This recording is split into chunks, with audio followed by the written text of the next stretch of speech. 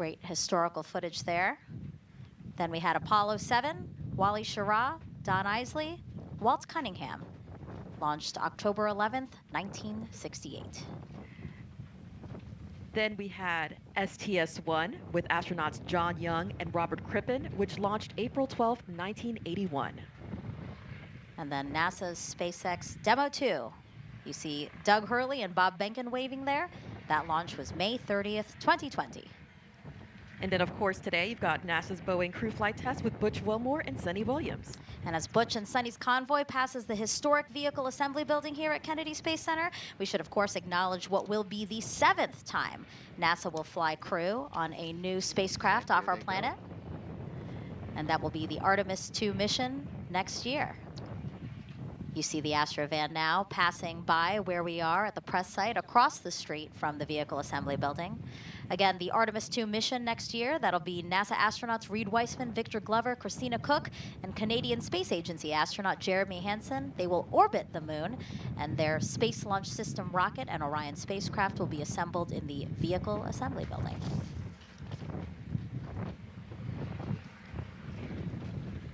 Check out what's already in work for NASA's return to the moon.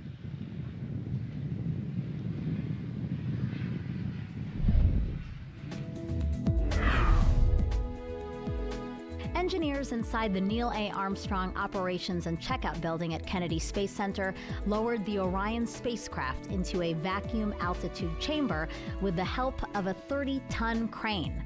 The chamber simulates deep space to test for any electromagnetic energy that could damage Orion as it travels away from Earth. Meanwhile, the Artemis 2 crew completed an underway recovery test at sea.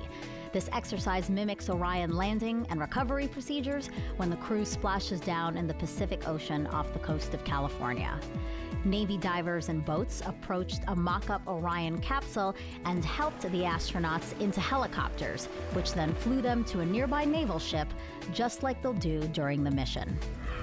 Back at Kennedy and high above Launch Pad 39B, this 360-degree video takes you for a ride inside one of the Artemis emergency egress baskets. In the event of an emergency at the launch pad, astronauts and workers use this quick exit to get to safety. That's a look at your Artemis Moon Minute.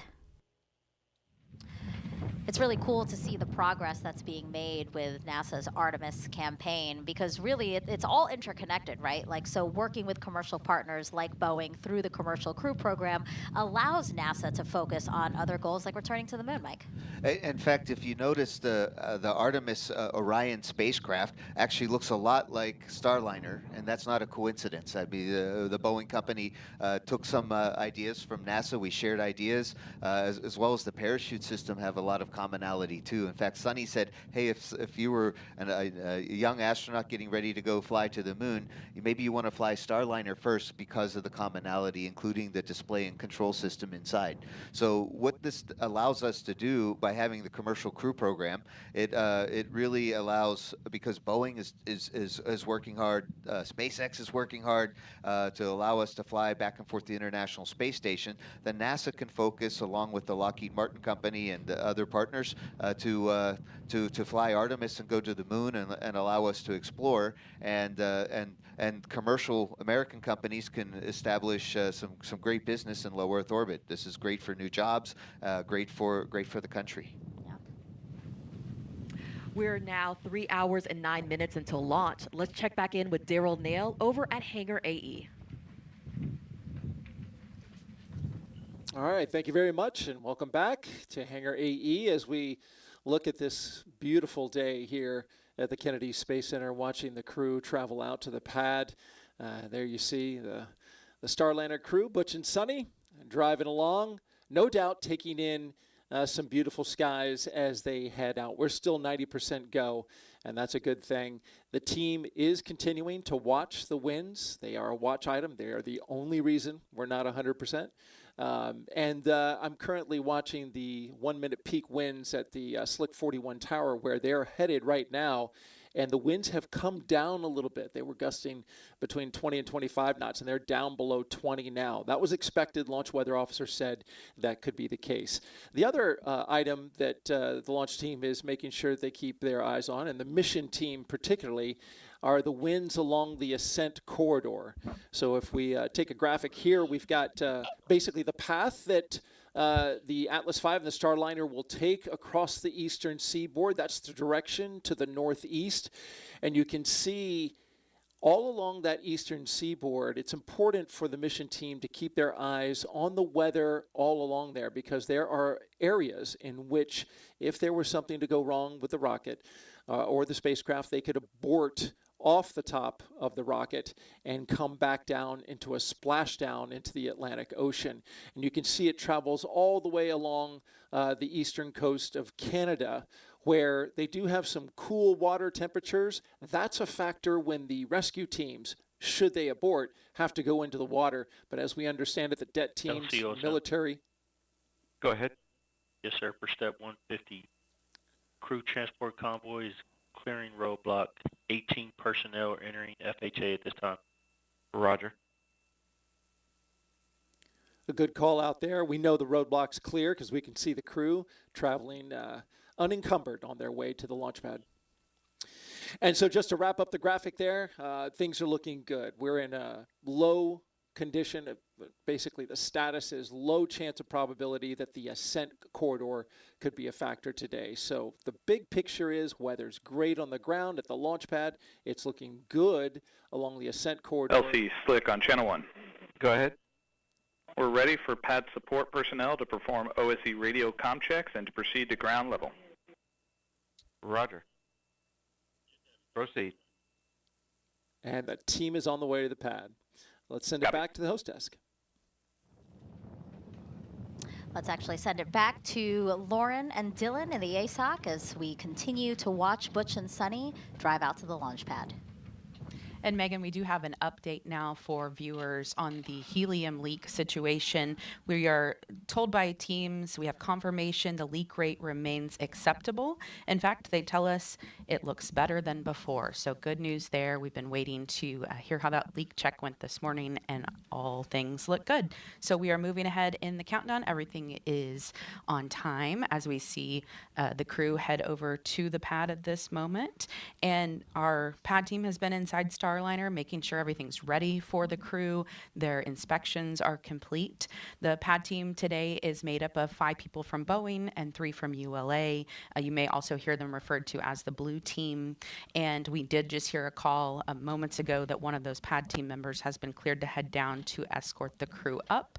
So we will see Butch and Sunny get out here shortly and head to the elevator, escorted by one of those pad team members. This is, of course, the 3rd time for both of them to go through these motions. They have done it with now 3 different rockets and 3 different spacecraft, including Shuttle and Soyuz. 160 crew transport vehicles entered pad. Roger. Crew is clear to proceed to level 12. Roger. And Sunny says that this is a test pilot's dream to be on this flight. She says she feels like she won the golden ticket. We've also heard Butch talk about how much he loves this spacecraft for its agility. He has even joked at times saying that he could do barrel rolls around the ISS if he wanted to. Of course, we won't see that happen, but he likes to say that that is just how nimble the spacecraft is. And of course, they have a lot of experience in different spacecraft. Crew transport vehicle has arrived at CAD. Roger. And Dylan, this crew feels very confident with the ride to space on the Atlas, which has a 100% mission success rate. Yeah, Lauren, that's right. The Atlas V Starliner configuration was designed with an absolute commitment to safety. It's one of the most reliable rockets in the world, and it carries an extra layer of safety for its specialized duty launching astronauts to the ISS. The emergency detection system, we call it EDS for short, was developed by ULA engineers to enhance the protection of astronauts riding atop Atlas V by autonomously monitoring the health of all the launch vehicle systems.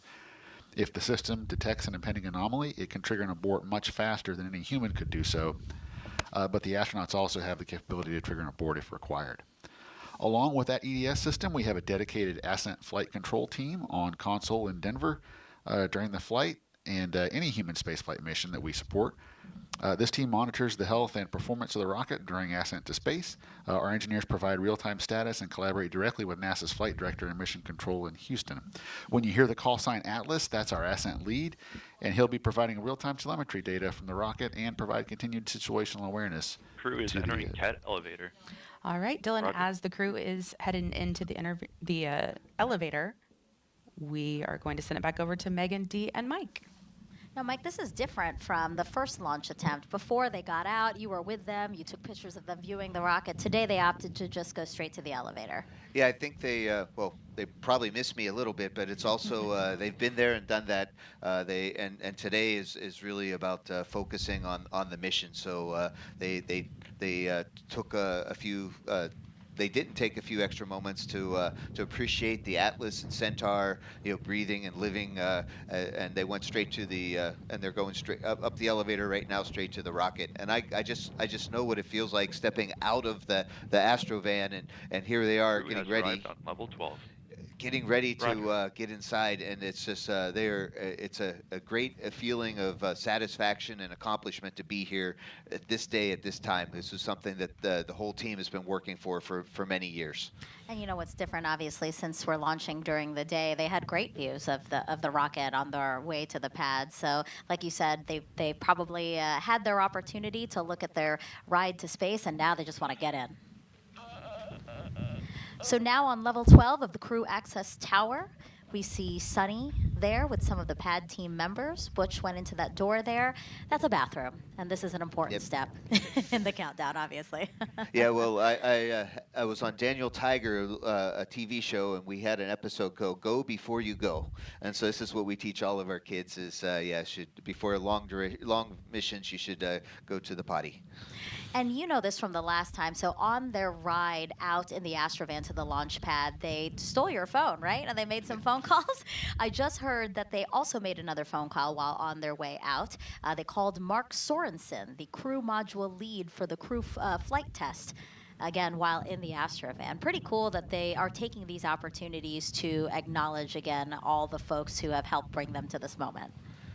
Yeah, Mark was a production manager, and he made sure that Starliner was ready for flight. Great teammate, and I'm glad he got a phone call. Yeah. A view of the crew access arm. From our helicopter that we have flying around the pad right now. We see Sunny there on the railing taking a look out. Yeah, you can get a great view from up there. Who needs to get out of the Astrovan and recline up?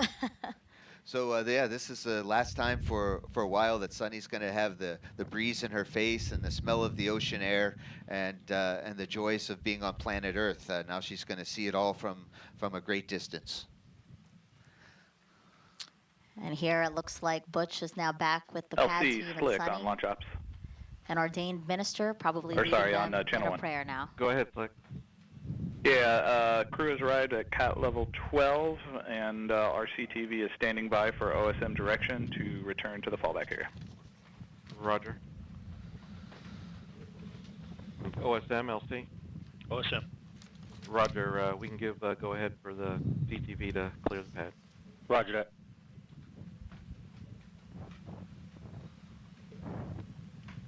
A nice moment here before the hard work of ingressing into the spacecraft and launching to the International Space Station.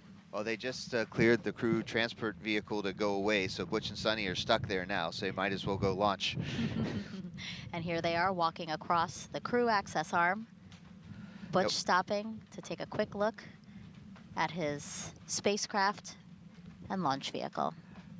And you can see they stepped on that little white sticky mat to make sure that anything that they may have had on their boots doesn't get inside the spacecraft and possibly into the space station. We do try to keep a very clean ship both up and down and aboard the space station.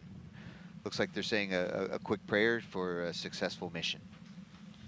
Yeah, these are other pad team members who are in the White Room now with Butch and Sunny.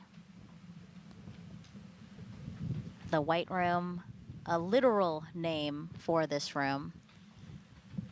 from back in the Gemini era to quite literally describe this room that will be the last stop before they get into the Starliner spacecraft.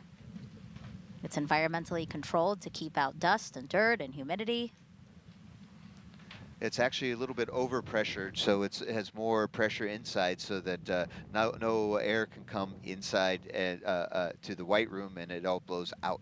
So even the door that goes to the White Room is always cracked open a little bit to let the extra air out. And this is how to keep the particles, from getting inside the spacecraft. So for the first launch attempt, to the left of the hatch was a mission patch for CFT, and Butch and Sunny took the time to sign that.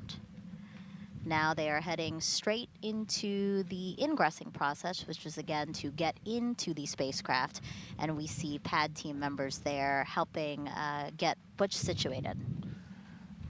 Certainly, this crew is being the first. They get to start a whole bunch of new traditions, all the way from the 31 cat card game to signing a patch in the White Room. So this is different than what we did, of course, with the space shuttle, but yet similar, right? And so it kind of takes some of the best traditions that we learned from the Russians with Soyuz and the American traditions, and has a nice blend to make something new. We do know our pad team very well. They've trained with us and trained us. So we especially now after this second launch attempt, it looks like Butch's wrist light is working. He has a good sense of humor, and so he showed it to us that his wrist light was working. It is a little bit dark sometimes in the capsule, so inside the spacecraft, so having an extra source of light, like we all do at home. We have our cell phones. We use that to light the way, but we don't have cell phones, so of course we have an extra wrist light. Yeah, off to the left side, off camera a bit, pad team members are going through what's called his helmet bag, right, Mike?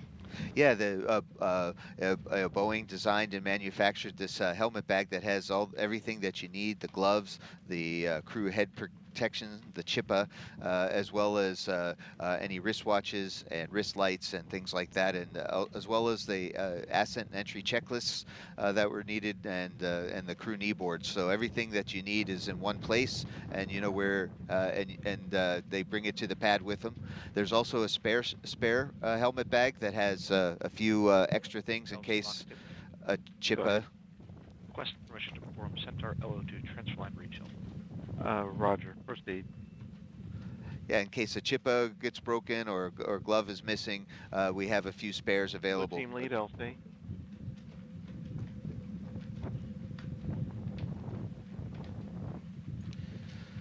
The launch conductor is calling. Go ahead. Yes, sir. For step 160. 16 personnel have exited the FHA roadblock. Roger. Just a call out there to mark that folks have left the pad as well as the flight hazard area. So the area that's designated as where we don't want people to be if they don't have to be. So that's that call out there. And now we are watching Butch getting settled into Starliner. And Sunny is currently outside. What we'll see is Butch will fully ingress and get himself situated before Sunny ingresses. So to walk us through what we're about to see with Butch, let's head back over to the ASOC with Lauren and Dylan. Hey, Megan. Yeah, we just saw a Butch sort of slide across the seats there to get into his captain seat. That is what this first position is known here as. And Sunny, of course, will ingress second because her seat is just a little bit closer to the door. She will sit right there next to him. And they actually showed us how close they sit. And it was an interesting demonstration because for them, it felt like a lot of room. For us, it may not, but they just kind of showed us like, if you were sitting in two chairs side by side and you had plenty of elbow room, that's how they feel. In other spacecraft in the past, they've been a little more jammed in there. So they're really happy about the extra space they have in there. And Sunny won't start that ingress process until Butch is completely in and ready to go. This whole process takes about 20 minutes or so. These seats that they are going to be sitting in today are built to accommodate astronaut height ranges from as small as 4'11" all the way up to as tall as 6'4". They're made of aluminum, and Sunny's even told us that she and Butch were part of the process to make them a little bit more comfy. And another thing they really like about these seats is just the orientation of them. She said on shuttle, when you land on shuttle, you're in a upright position as you're sitting almost in a chair, but they will be landing on their backs in Starliner when they touch down on the ground, which has, since the shuttle days, been determined to be just a little bit of an easier way to land. So she and Butch are very happy about that. We do have other seats in Starliner. The third and fourth seats are filled with cargo today. The fifth seat has a flat plate on it to give them just a little bit more space in there. And you see he has some paper procedures in his hand. They will both be using those paper procedures as they make that ride up during the ascent process. And then once they get into orbit, they'll be able to pull out their tablets and use those. The console there in front of Butch, you could probably see him reaching around and doing some things in front of him. That is a display that is a mix of screens and switches and knobs. It has 2 hand controllers, which make this spacecraft a very unique spacecraft. They have the ability to take the control of the spacecraft literally into their own hands if they want to. We have heard him talk in Blue team weeks lead LC. coming up to this point about ahead, sir. how they are Just able be to advised do we're going to perform a LOX refill at this time. Roger that. I'll alert the crew. Roger. how they're able to do what they call a backup mode or also a manual mode. So we'll hear a little bit more about those things later. And LOX 2, you have a go to proceed. Roger. And the console's been simplified for maximum efficiency. Anyone who followed along with the shuttle days, the shuttle had thousands of switches and indicators, but Starliner only has 85. And the crew has told us they really like to be able to get their hands on those switches and of course on the hand controllers as well.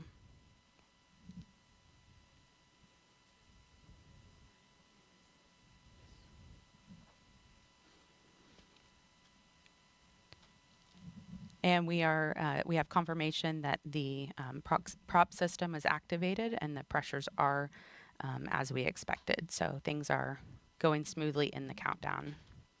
And Dylan, our team's really started working several days ago. The countdown didn't just start this morning for us. Yeah, that's right, Lauren. The countdown actually started back on Thursday when we rolled the Atlas V at Centaur with Starliner atop. We rolled it from the VIF out to Complex 41. The VIF is a vertical integration facility. It's just about 1,900 feet to the south of the launch pad there. So once the rocket arrived at the pad, we started connecting it to all of our pad utilities. So that's the pad air conditioning system, the pad electrical systems, and all of our propellant transfer systems. So the hydrogen and oxygen for Centaur, and then oxygen and kerosene for the Atlas booster. Once all those connections were made, we powered the rocket up, gave it a health check, and did a little bit of testing on that on Thursday afternoon. Then powered the rocket down and secured it for the what we call a crew sync day. When we have a countdown that starts late at night, we will essentially have the crew start to shift their schedule, so there's no planned work on that Friday. Then we came in overnight and powered up the rocket again for our activities today. The rocket remains ready, waiting on the opening of our launch window and the loading of Butch and Sunny, which, as we know, is going on right now. All the activity on the launch pad is really up there on the crew access tower. You talked about the members of the blue team. So we have 3 members, ULA teammates on the blue team. And those folks are there really to manage all of the crew access tower systems. So when they're given the go to go back out to the launch pad in preparation for the arrival of the astronauts, the first thing they do is toxic vapor checks. So they have some test equipment, and they just go make sure that the atmosphere inside the white room is safe to breathe. And when all that is done, they'll start to prepare the white room for the arrival of the team, which, as we saw, has gone very, very smoothly so far. Once the astronauts are loaded and the Starliner crew is ready for the hatch to be closed, and once all those closeouts are done, then our team will pick back up and start to configure the crew access tower's hydraulic systems in preparation for retracting the arm prior to launch. But for now, our team is really kind of just standing by as Butch and Sonny get situated in the Starliner and waiting on the opening of our launch window today at 12:25 and 40 seconds. So there on the smaller screen where we're still watching Butch get strapped into his seat and getting his gloves on, as you can see there, we have 2 pad team members working with him, and one is Armando Lally, the other is Garrett Pender. So these 2 work the entire time inside with both Butch and Sonny to get them ingressed into the spacecraft. You may have seen a few seconds ago, Butch was sort of moving his legs up and down. They have stirrups there for their legs to go into with straps that one goes over their foot and the other goes over their knees. And you can see he's, getting a good adjustment on his gloves at this time. I actually have had the opportunity to try these gloves on, and you'd be amazed at just how much you could do with them. They're very flexible, and of course, that's important when they have so many things to be controlling there with their hands. They also have a 5-point harness seatbelt that they're going to be helping them get into. There's a little bit better of a shot, a close-up shot. The cameras that we're using inside the spacecraft, we refer to them as the Mustang cameras. It's a system of 4 cameras, so we have some different views where we can monitor what is going on inside the spacecraft. Those views will not be live today, but as soon as we get to the International Space Station, we'll be able to download what is taking place with the crew as they are on their way up, and get a great look at that. The countdown is still going smoothly in the background. Dylan and I, of course, are listening to all the chatter on the loops. And thankfully, not much to talk about right now. Actually, everything is cooperating, and the team is really just watching the vehicle, make sure it remains stable as we get our astronauts loaded. We like when it's quiet. You can see there at the bottom, sort of right side of your screen, the umbilical hookup on Butch's chest. So they'll be doing some comm checks and suit fan checks here shortly. That umbilical area is where they're able to put a comms cable through, and then also, and that'll be like a small black cord that we'll see, and then we'll hook up an air supply to that as well. It'll be a blue hose, so that's when we see that, that's how we'll know. Butch, of course, a former flight test instructor at Edwards Air Force Base with a Master of Science in Aviation Systems. Here is more on retired U.S. Navy Captain and CFT Commander Butch Wilmore. A large part of the desire within us is to do things that are of benefit to others. In this job, we get to do things that are of benefit truly for all mankind as we explore the heavens that not many people get to experience, true, but we don't go just to get the experience. It's about the team and it's about the benefit that it brings. My name is Butch Wilmore, and I am the commander for NASA's Boeing Crew Flight Test Mission to the International Space Station. Life in Tennessee, God's country, that's where I grew up. Very fortunate, had loving parents, took us to church. When I was young, 7 years old, I believe, they bought a little land out in the country, 6 acres or so. We had horses and cows, and I raised chickens and ducks, and just enjoyed life in the country. I went to Tennessee Tech, started working on an electrical engineering degree, and played football, which was a very difficult combination, I learned, because they're both full-time jobs. So it was a lot of effort over those years, but it molded me and it helped instill the work ethic my parents had instilled in me when I was younger. I entered the Navy and was fortunate to fly the A-7E. It was a single-seat attack aircraft, and I flew that for a couple of deployments. And then I transitioned to the F-18 Hornet, and through that process was selected in the test pilot program. You learn a lot about yourself as you go through test pilot school, where you're lacking in certain capabilities that are necessary to do a test pilot type of job. When it comes to flight test, the minute details matter. When we're doing our runs, hey, well, let's run it this way. Let's do it that way. Let's add this in. Let's take that out. And let's look at it in that regime so we can see how the spacecraft responds. And that's what you do with aircraft, that's what you do with spacecraft, and that's what this test is all about. This crew flight test is a series of these various tests to ensure that the operational requirements and the design meets those requirements. And I think everybody that does flight tests would agree. Focus, understanding, and also the team coming together to give you the overall understanding of the test and the capabilities of the spacecraft or aircraft that you're testing is vital. Sitting in this seat over here in the Starliner sim and doing the things we've done and learning about the spacecraft, developing a lot of the capabilities of the spacecraft, it's very humbling when you see and you interact with some of these professionals, and our human spaceflight and our nation has a debt of gratitude to them. Every single training evolution we have is brand new. We're the first to do it. Whether it is checking the survival equipment in the pool with a mock-up of the spacecraft and how you egress, get out of the spacecraft, whether it's the side hatch or the upper hatch, while the seas are rough and all those type of things. There's a thought of how things should be, but then there's the reality of how things need to be. And that's what this test is all, everything we do is test. It's been a process over years that is such a benefit in all aspects of the capabilities of this spacecraft. And we're excited to be a part of it.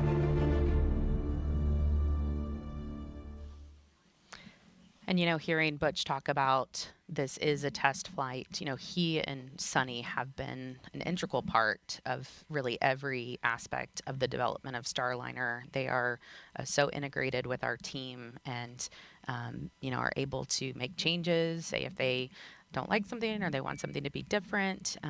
You know, they really are the first two to pave the way for their comrades in the astronaut office. So when they get up into space, they're going to put this spacecraft through the ringer.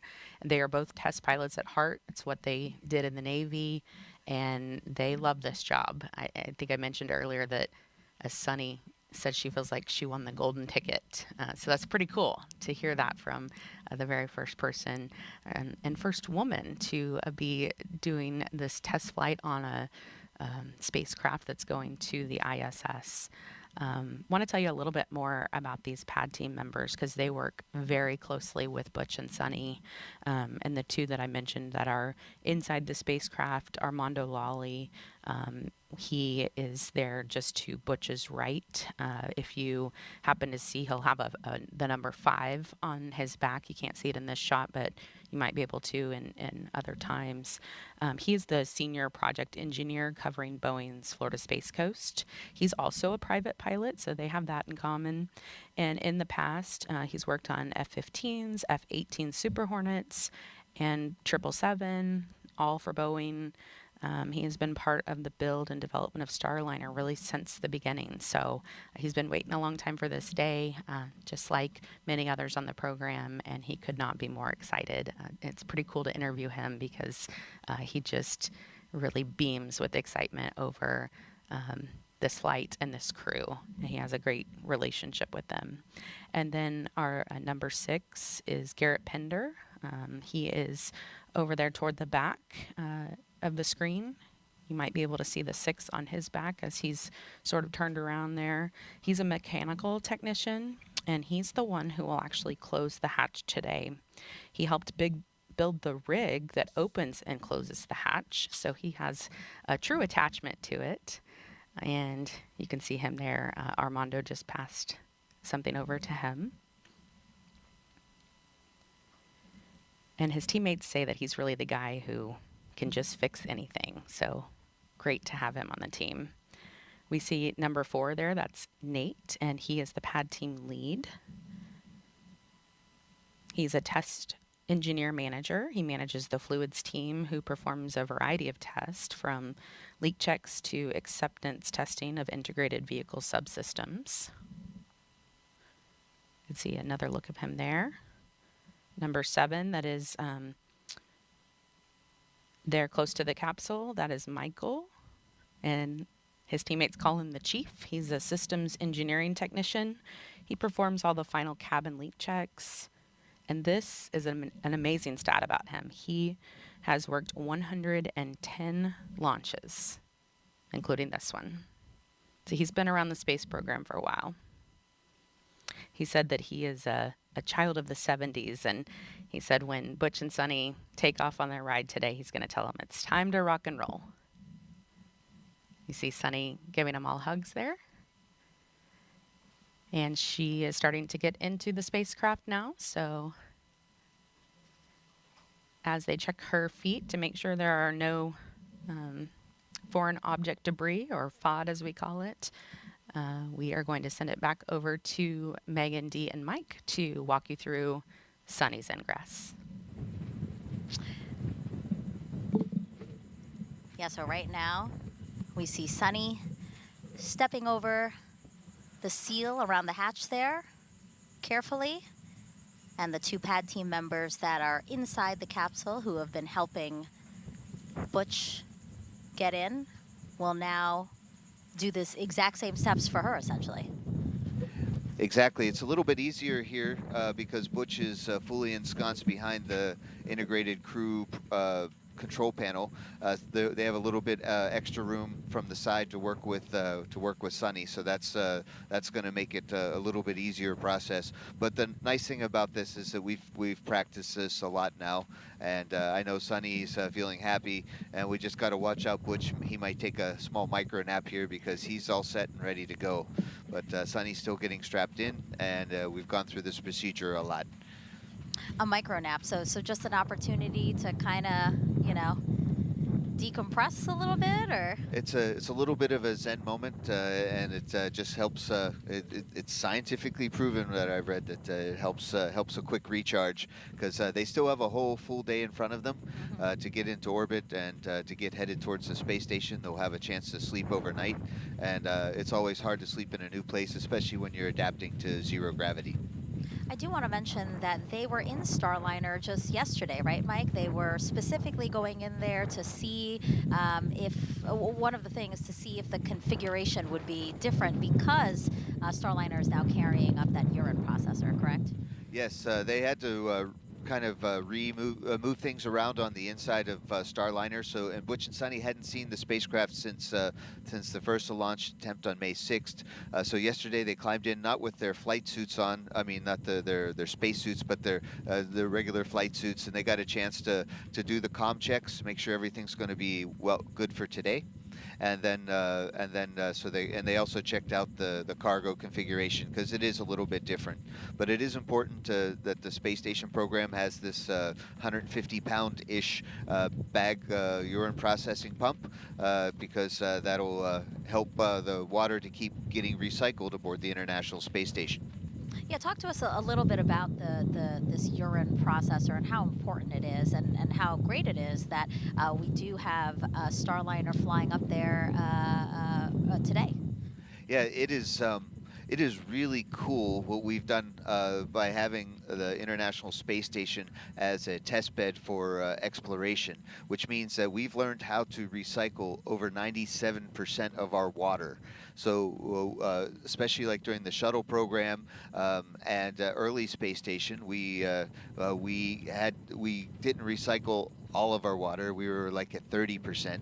Now it's up over to 97%, and this regenerative Eclipse technology, the good things and the bad things we've learned from it, we can definitely use for the Moon and Mars. So for the International Space Station, it takes about $5,000 to send a liter of water to the space station. So it's good that we recycle it over and over.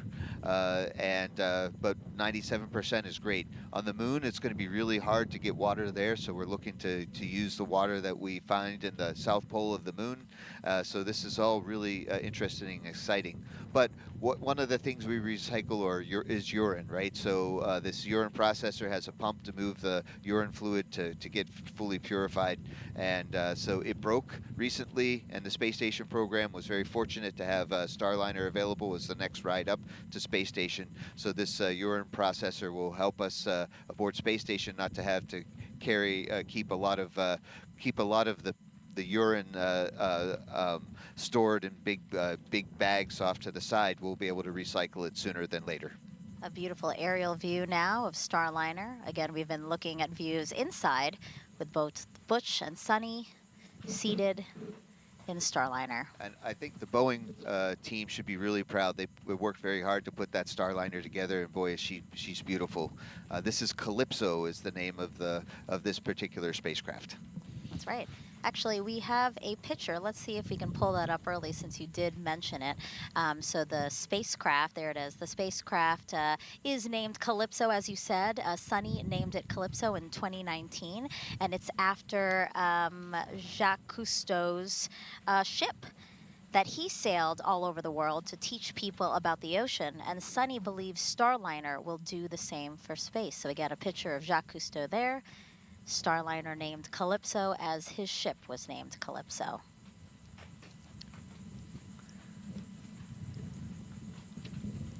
And speaking of Calypso, be on the lookout for a zero gravity indicator that the crew picked. We saw it in the first launch attempt very briefly. Again, a zero gravity indicator is usually a soft toy that a crew picks to fly with them.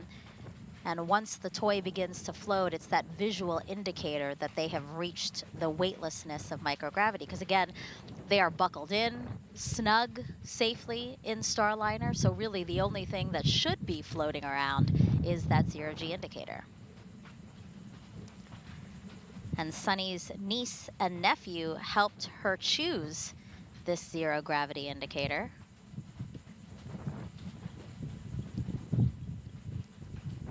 You see it right there. She's holding it. A narwhal. It's a kind of toothed whale. Male narwhals are the ones with the signature single straight tooth or horn. Sunny wanted to choose an indicator that raised awareness for how space and ocean research go together. After all, you know, space gives us a unique vantage point of our oceans. This particular narwhal toy was coincidentally also named Calypso, which is part of the reason why they chose the toy. And just so we get a better view for it, because it is kind of hard. So what we expect to see, right, is Sunny after she is buckled in and she does her comm checks as well, her communication checks as well as her suit leak check. They will pull the zero gravity indicator out of her helmet bag, and they will then tether the toy. And here is, here is a closer look at that zero gravity indicator. It is very sparkly. Very sparkly. I love it here.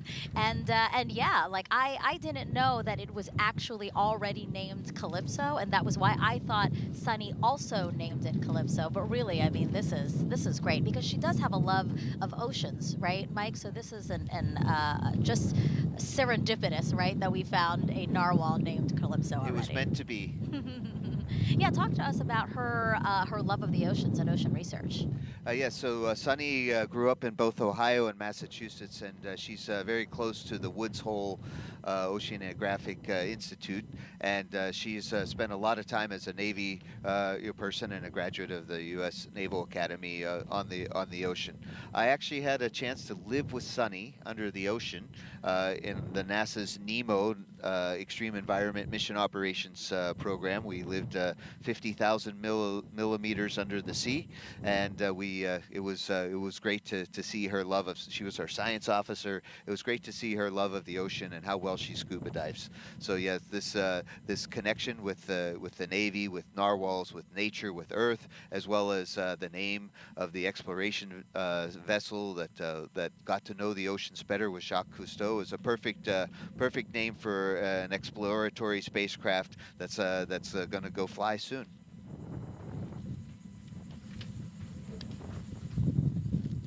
And you mentioned the fact that Sunny once lived underwater for 9 days while working within the robotics branch of the International Space Station. So why don't we learn a little bit more about her journey? Again, the retired U.S. Navy captain, Boeing CFT pilot, Sunny Williams. Exploration is curiosity. It's asking the question why. It's taking that next step. Every time we do something for the first time, we're expanding our knowledge. My name is Sunny Williams, and I'm the pilot for NASA's Boeing Crew Flight Test Mission to the International Space Station.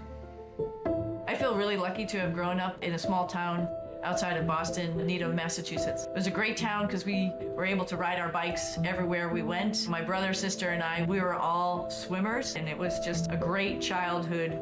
My dad was a doctor and also did neuroscience research. We were the strange family who had pictures and diagrams of brains on our dining room table. My older brother went to the Naval Academy. I started researching a little bit, and I thought, well, what the heck, I'll try this out. And when I went, I found that I really loved it. Teamwork, followership, leadership, those opportunities that we had right from the very beginning, and to accomplish something a little bit bigger than yourself. And I think that paved the way for the rest of my career. Got a basic engineering degree from the Naval Academy. I really didn't know what it was all about when I went through that course curriculum, but when I went to test pilot school, all of that stuff sort of gelled together. I was like, oh wow, this is why we do math modeling. This is how we try to predict how change in an engine is going to affect the way the helicopter flies. Time on the International Space Station is priceless. People always ask, do you get bored, or, is it terrible being up there for a long period of time? And for me, I loved every minute. There was always something to do. You wake up, you look at your timeline like, wow, I gotta do this experiment today, I gotta get ready for a spacewalk. Every day was different, and just life on the space station becomes routine, which is sort of crazy to think about it. At one point in time on my first mission, I was like, I don't even remember really what it's like to walk. I've been flying around for so long, I don't even know what it's like to sit down. I got assigned to the commercial crew cadre in 2015. We went to the companies, found out the shell of their programs, and then actually started working with them to make them what they are today to accommodate astronauts. For Starliner, we've been heavily involved in the last couple of years in the software with the folks doing the development to make sure its capability will allow us to come home. And we've been involved with all the suit development, making sure every different size of person could fit in all these suits and they could operate the spacecraft adequately. We've had our fingers on every single procedure that we work inside the cockpit, as well as operated it with our mission control team to make sure that everything that future crews will do will be right. We haven't had the classic training as we had for Shuttle and Soyuz. We've sort of helped develop the training as well as the hardware. And this is sort of the shape of things to come as we get ready to go back to the moon. All of that is going to be developmental, and we're going to have the same mindset. It's not already established. We all have to be part of this big team to help develop it and make sure that integration, as the astronauts use all this equipment, is going to be top-notch and ready to take us even further.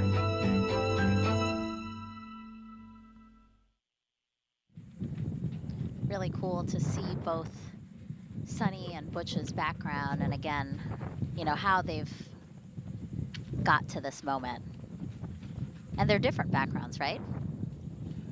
Absolutely. Even though they were both in the Navy, they both approached things quite differently. Sunny came to us in 1998. I remember when she first arrived, and then Butch came to us in the year 2000. And Butch focused a lot on space shuttle. Sunny and I worked together in Russia a lot. She picked up Russian language super fast, and so she flew aboard the space station pretty quickly. But it's been nice to see when Sunny joined us for CFT that how well she and Butch get together or work together as a crew, and how well they get along, and they're a great team for a great mission.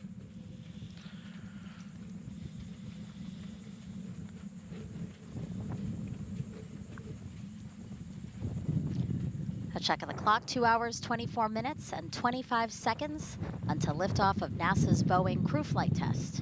The first time astronauts will fly on Starliner's spacecraft, the Starliner spacecraft that you see right there on top of a United Launch Alliance Atlas V rocket. Another beautiful aerial shot. of the spacecraft and rocket on pad 41 at Cape Canaveral Space Force Station. Now, I don't know if you can hear it in our mics, but the winds have really picked up here at the host desk, Mike, but it seems like they're still within the acceptable range to fly, but we definitely feel it out here. Oh yes, well it's a nice cooling effect, but I do think our weather team is all over it, and they're watching carefully so that the offshore winds or onshore winds in this case will be safe, and so we're still keeping an eye on it, but all predictions show that we should be okay. We'll find out. I do have some breaking news from Mission Control Center in Houston. Butch and Sunny, they just had a taco breakfast delivered to the flight control teams, just because they're thinking of other people, and that's what's really neat. I didn't get one here. I don't think we got one, but I know. No. But I'm really happy for the guys at the Mission Control Center. So thanks, Butch and Sunny, for looking out for others. Oh, that's really sweet. Yeah, it's been very thoughtful. The whole broadcast so far, we have seen them call people, acknowledge people, hand out flowers, and now a taco breakfast, huh? It does look from appearances that we might be running a little bit early. Again, our timelines are built for 4 people. We're getting ready for Starliner 1 next year. Go Tech 5. NPRV, unlocked, extended, and capture push station. Pad copies all. So that's the negative pressure relief valve right behind. Coming out. Pad. Copy 202 monitors being removed from the vehicle. Right behind Sunny's head, and they are getting ready to close out the cabin and pretty soon close the hatch. So it looks like we're running Starliner early. crew, it's been an honor not to stop in my crew, but my friends. Anything else you need help with before we leave?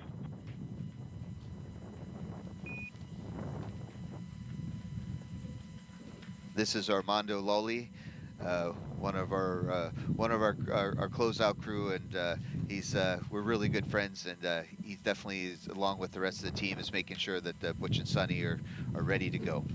Yeah, for those just joining us, again, if we look at the clock, 2 hours, 21 minutes, 45 seconds until liftoff.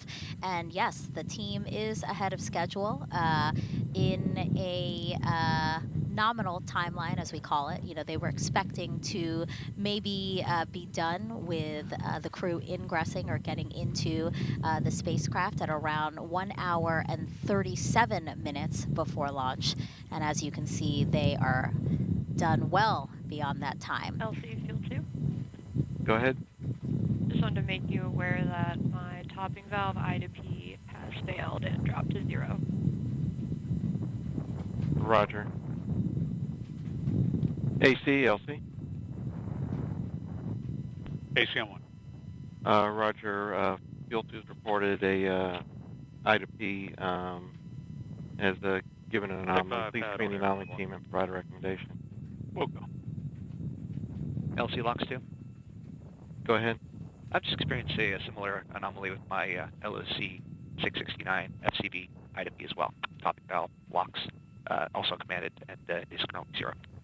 Okay, so you're in a stop flow effectively? That's a firm, not flagged, but the valves are all closed in this case, Valves so we're are not flowing closed. into the vehicle. Copy that. Yeah, AC also for Locks 2. Copy that. Yeah, we can hear the launch conductor, Mr. Lebo, Doug Lebo, working some small anomalies right now that just popped up, some sensor indications for some loading valves. We'll see how the anomaly team works on it, but this is kind of how launches go. They receive some data and start looking at it and see what's possible and what to have to work on. So we'll hear more about that. In the meantime, it looks like they're getting ready to close the hatch. Starliner Houston for the entire crew, comm check on air to ground 1. CDR, loud and clear, air to ground 1. TLT, loud and clear, air to ground 1. Starliner Houston has both crew members loud and clear, air to ground 1. Stand by for a comm check of air to ground 2 via the T0 line. You're going to hear me and reply on air to ground 2. Stand by. That's Josh Kutrig, the Capcom, my crewmate for Starliner 1.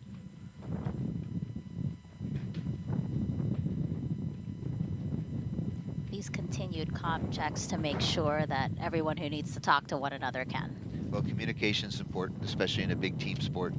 So, like space flight. So it's good that it all CDR, loud works. clear. Air ground 2. And Houston, TLT, loud and clear, air to ground 2. And just to set expectations for our viewers, they will continue to hear comm checks almost up until liftoff. Like we hear them even within that final half hour, just to make sure that everything is still working as it should. And right now we're talking through the a bit through the umbilical, the T0 umbilical that connects, and after that, after a while, they're going to take that umbilical away. So it'll be good to, it's good to know that they're ready to talk over the satellite system, TDRS. Right, there's different pathways of communication Starliner, that they have to Houston test. on air to ground 1, audio system checks complete. In 10 seconds, it will be L minus 2 hours, 18 minutes. 3, 2, 1, mark. L minus 2, 18. Good check. Copy, good check. LC Slick on channel 1. Comm panel, lift Go ahead, off Slick. on air to ground 1 and 2. Crew insertion is complete. Roger. All right, you heard that call out. Crew insertion is complete. Listen only on air to ground 2 just makes it a bit easier for us. That's what I figured. Okay, there's air to ground 1 only talk. Okay, copy. So You're field sounding 2, real good and clear here, so it's all working. One other note from us is a thank you. Everyone here is enjoying a lot of breakfast, and we understand that you two had something to do with that. Roger, so you also behalf of command a FCC, stop flow thanks. with this one. Look up. Field 2 is complete. Hey, it's our pleasure. A well-fed team is a well-ready team, so we are happy you guys are well-fed. You heard those communications there, Mission Control in Houston, thanking Butch and Sunny for sending a taco breakfast to them, and Sunny saying Slick a and team Flight, well-fed LT Channel 1. is ready to launch them. Yeah, just for your awareness, we're troubleshooting a control issue on both the Centaur locks and hydrogen topping valves. So we're currently have both those tanks in a stop flow condition, so we're not actually topping at this point. No safety concern at this point, but just want you to know we're troubleshooting that. Roger. Yep, flight copies following on channel 6. Roger. So those communications between members of the launch team acknowledging that they are currently watching an issue with a control center, with the control center locks and hydrogen topping valves. Mike, can you talk to us about what topping is? What are these valves? Really break it down for our viewers. Certainly. The Centaur is the second stage. We're kind of looking at it right in the center of the screen right now. It's a little bit thinner than the rest of the rocket and spacecraft. It has two. This one's a dual engine Centaur, meaning it has two RL-10 engines, and that allows the Starliner, after it gets off the booster phase, the first stage, it goes. It can fly us in a really nice shallow trajectory over the North Atlantic exclusion zone to give the crews more chances in case of abort. So the Centaur is a well-proven upper stage. We've used it quite a bit in the U.S. space program as well as for national security launches. It uses its engines use liquid oxygen and liquid hydrogen, which is super efficient. Tory Bruno, the president, calls it of United Launch Alliance, calls it a Porsche or a sports car of engines, very high specific impulse, so it gets great quote-unquote gas mileage. Liquid hydrogen and liquid oxygen are wicked cold, as they would say in Sunny's Massachusetts. They're very cold, and so you can see it kind of some liquid oxygen right now boiling off right under at the bottom of your screen there. And what they do for topping is that as the liquid oxygen nominally boils off, just because even no matter how insulated you make it, it's still going to turn from a liquid to a gas. That they top it off, and it sounds like both for liquid oxygen and liquid hydrogen. And so in this case, it sounds like that the top off valves, they were having some issues with them, and they're looking into it. And I'm sure these are things that United Launch Alliance has perfected over time. So we'll see what answers they come up with as they work together on the anomaly team. Yeah, and I think it's really important. We did hear them say no safety concerns as of yet, and then we heard them say, you know, we're going over to channel 2. So we have been listening to, again, communication loops or nets between the different members of the teams monitoring today's launch, and essentially you hear some of the public loops, public communications that go out, but they also go to different channels so that they can work all of these different issues. So that's what the team is doing right now, but in the meantime, we are still proceeding towards launch. And again, are early in the countdown. They were expecting to be closing the hatch around 1 hour and 37 minutes to launch, but here we are at 2 hours and 13 minutes to launch. We see Butch and Sunny inside Starliner, and I don't see any pad team members because I believe they have, yep, they're all outside there of the white room. So basically what's happening now are hatch closure preps. So the pad team has gone through the Starliner spacecraft to make sure anything that isn't supposed to be in there is taken out. And now, Mike, they are outside and making preparations to close the hatch. Yes.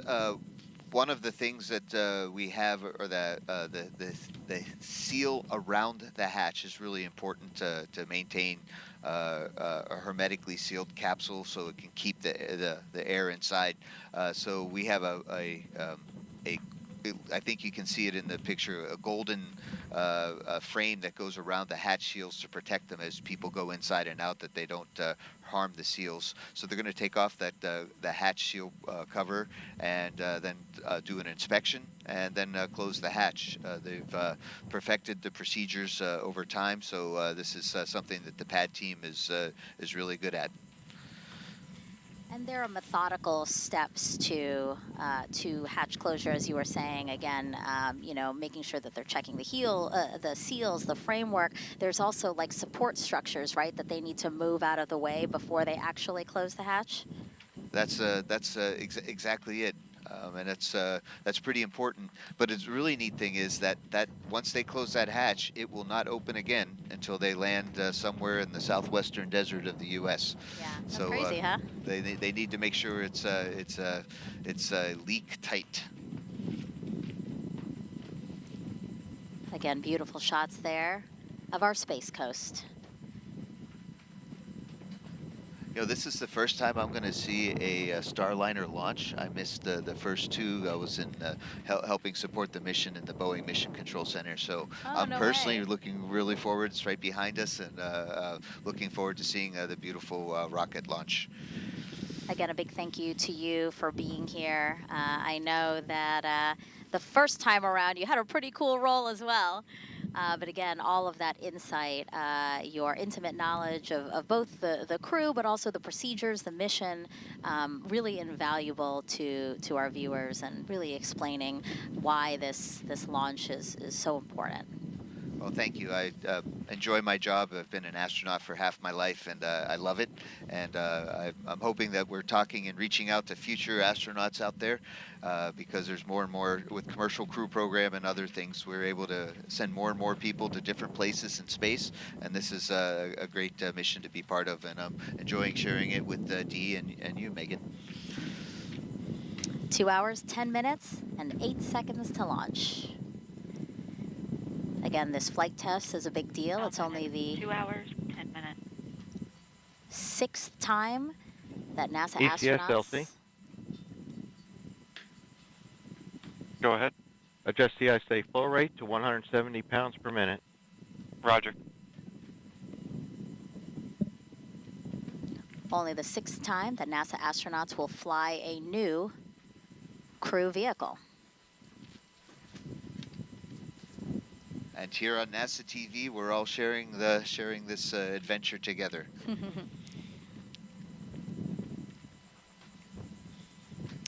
You know, when last asked how Butch and Sunny, each of them respectively, might feel once they're in Starliner on launch day. Butch said he couldn't wait to get in there and see real data and telemetry. I see that he's woken up from his micro nap, as he said, and now he's looking at telemetry there. Yes, we have a really nice simulator system back in Houston, and with the Boeing company, they have... LC on one, this is RLM. Go ahead, RLM. Yes, sir. I have received, it appears, 4 OTCs at this time. The first one is line item 326, and LH2 Delta P. Looks like they all 4 are. Roger. Data's out of tolerance. Roger. Understand, and that's a result of us not topping at this point.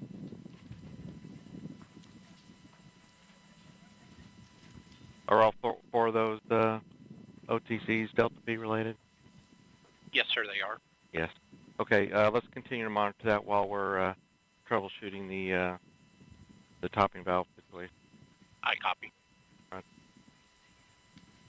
I think that was some conversation that talked about with they stopped topping the second stage, the Centaur tanks, so they were receiving some more telemetry saying, hey, we're not being topped right now, and so they're saying, yep, that makes sense to us. They're gonna continue troubleshooting and see how it progresses. Communication is so important because for people who haven't been in a launch control room or really followed us to this degree, there are so many people who are specialized in certain fields and certain parts of what it takes to launch a rocket to space, a crewed spacecraft as well, that you really need to be communicating as much as possible so that we can troubleshoot any issues. And that's something that I've noticed as my kids have gone through school, is that they've learned how to, been focused more not just on reading and writing and arithmetic, but also on how to work together in teams and how to communicate with each other effectively. And these are great skills that we need in the space program, and certainly great skills that we need as fellow human beings on any team that we're on. Yeah. So we're looking inside of Mission Control at Houston, and again, all these different consoles have different teams that are specifically monitoring certain things, certain aspects of the launch. So again, it takes a lot of people to do what we're doing today. And here's inside ULA's room as well.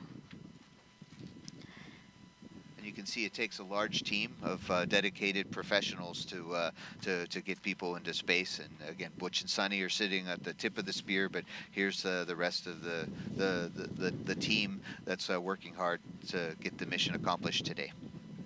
Now,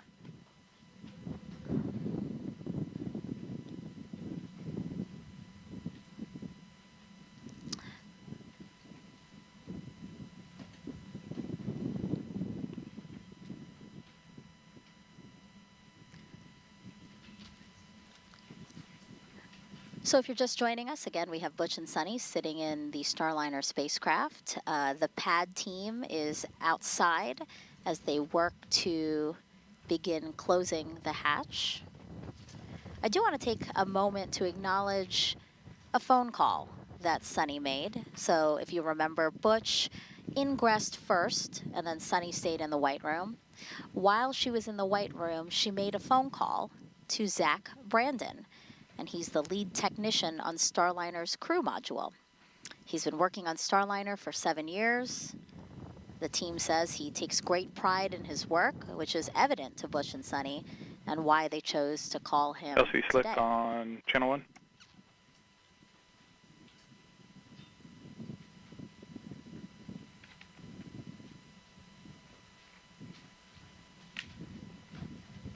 Brandon now watching the launch with family and other Starliner coworkers. Yeah, no, I gave you crew insertion is complete, so the team did exit the vehicle, put the last couple bags in, and they're starting hatch closure preps, and we'll stand by for approval to close hatch.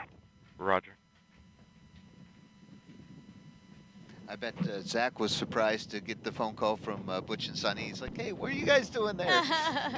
Yeah, again, I think this crew has been so great about acknowledging everyone. I mean, Dee, this must be great, again, to see them take these opportunities to acknowledge some Starliner and Boeing employees.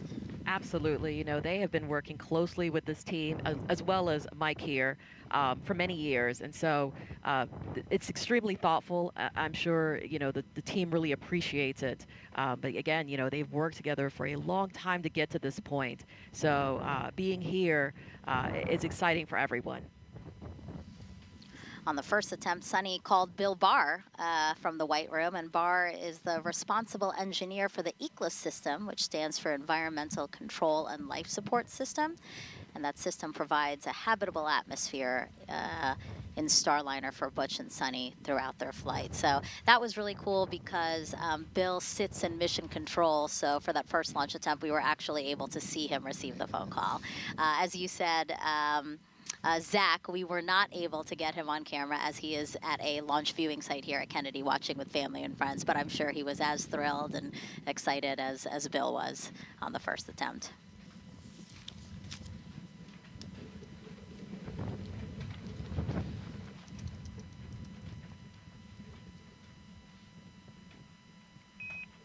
Starliner, Houston 01.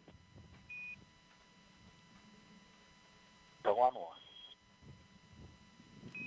Just giving you an update, ULA is working an issue with a Centaur topping valve. No safety concerns we're monitoring, and we'll let you know where it goes, but that's the reason for the delay on hatch closure. We'll keep you abreast. All right, thanks for the heads up. And that was Capcom, right, Mike, calling out to the crew?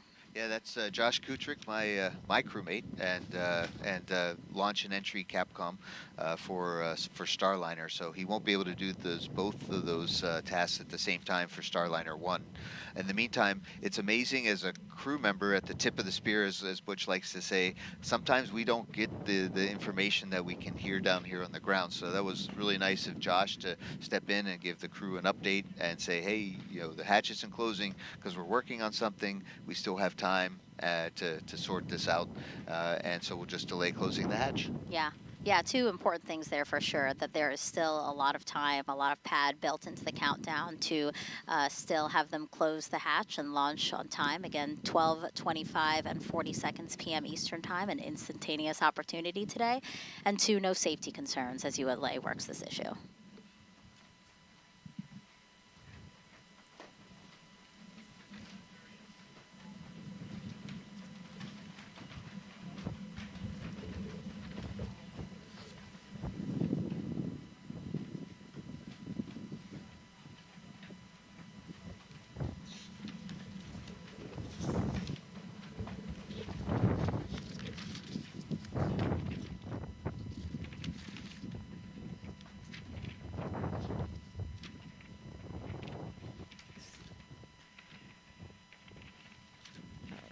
And what line is that? Okay, got it.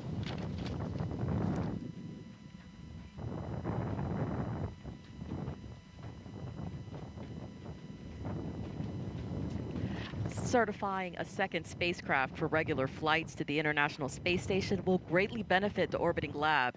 For more on that, here's NASA's Antonia Jaramillo. Thank you, Dee. We are here at OSB-2, one of the viewing locations for this launch here at Kennedy, and joining me is NASA Deputy Administrator Pam Melroy. Deputy Administrator, can you tell us why is it having multiple spacecraft available to send humans to space, helping advance, scientific research on board the International Space Station? Yes, it's going to make a tremendous difference for us. You know, the station has been operating for more than 20 years. We've done thousands of experiments, but really in some cases we're limited by the amount of time the crew can spend. By having 4 crew members instead of 3, we're literally going to be able to double the amount of time that our astronauts can spend doing science. Also, our crew vehicles can carry more science. We also have a diversity of locations that we're landing, meaning that we're bringing science back faster to the ground. And of course, one of the most important aspects of this is as we have more astronauts in space, we can do more human research. And that's really important. Absolutely. Always having more is better for this. You know, as a former astronaut yourself, you have firsthand experience on the effects of spaceflight on the human body. Can you tell us a little bit more about the human research experiments that Butch and Sunny will get to participate in for this mission? Yeah, we will never waste an astronaut in space. I will say that. So when Butch and Sunny get up there, even though it's a shorter trip, they're going to join our astronauts that are up there right now, Tracy, Mike, Jeanette, Matt, and join in some of the human research. So the larger of a pool of data we have, the better it is. So they'll be participating in those experiments. But in addition to that, literally, this is a brand new trajectory. We're going to find out. I mean, the first question we're going to ask, how did it feel? You know, did it feel like the shuttle? Did it feel like the Soyuz? What's different? What's the same? And I think the other key aspect of this is we know eventually when we go to the moon and Mars, we're going to have astronauts get outside of the vehicle by themselves when they land. And so every piece of data that we can get on their experiences on these new vehicles is going to help us do that better. Absolutely. I know we all definitely cannot wait to hear how this mission goes for them. You know, and you briefly touched on this, Deputy Administrator. How do flight tests mission like this help contribute, you know, to future crewed missions to the moon and eventually onto Mars? We are going to be doing a lot of flight tests, and this is really core to what NASA does. If you're going to stay at the cutting edge of development, you're always going to be developing new technology, and you have to test it. And so what that means is it's adding to our body of knowledge. So in this specific case, the Boeing Starliner vehicle has parachutes that have commonality with Orion. The docking system is similar to the one that will be used for exploration. So the more data we have on a system and the more experience with it, the safer we will be and the better operationally we'll be. But in addition to that, I think, again, you know, so much of the human research aspect is really important to try to understand and go forward. And there's so much happening on the space station that is supporting both the science and technology, whether it's water reclamation and other technologies that we are going to need to go to the moon and Mars. Absolutely. Well, Deputy Administrator, thank you so much for joining us. Megan D. Mike, back over to you. Thank you so much, Tony and Pam. Okay, so for the last 20 minutes, the ULA team has been tracking an issue with the rocket's upper stage. So let's head on over to the ASOC now, where we have Dylan Rice standing by to give us an update. Hey, Megan. So yeah, you heard on the net that there was a stop flow reported, and essentially what happened was some instrumentation. We stopped getting some data from a couple pieces of instrumentation on the Centaur upper stage, and some automatic protections kicked in and stopped the propellant replenishment process to Centaur. So for the past few minutes, the engineering team has been talking through the process of switching to our redundant instrumentation data stream. Been received as alarms as well. Roger, thank you.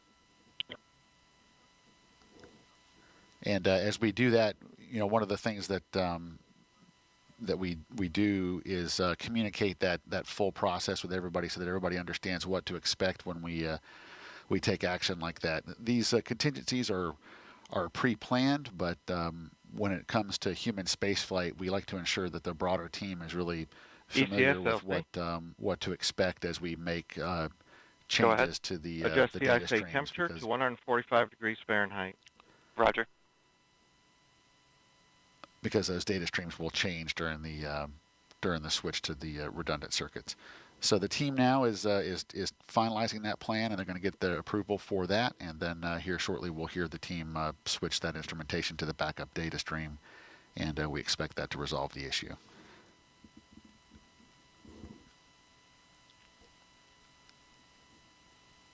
A path forward to allow us to continue to launch. Basically what Dylan is saying is the fix is to move Now minus 1 hour, 55 minutes.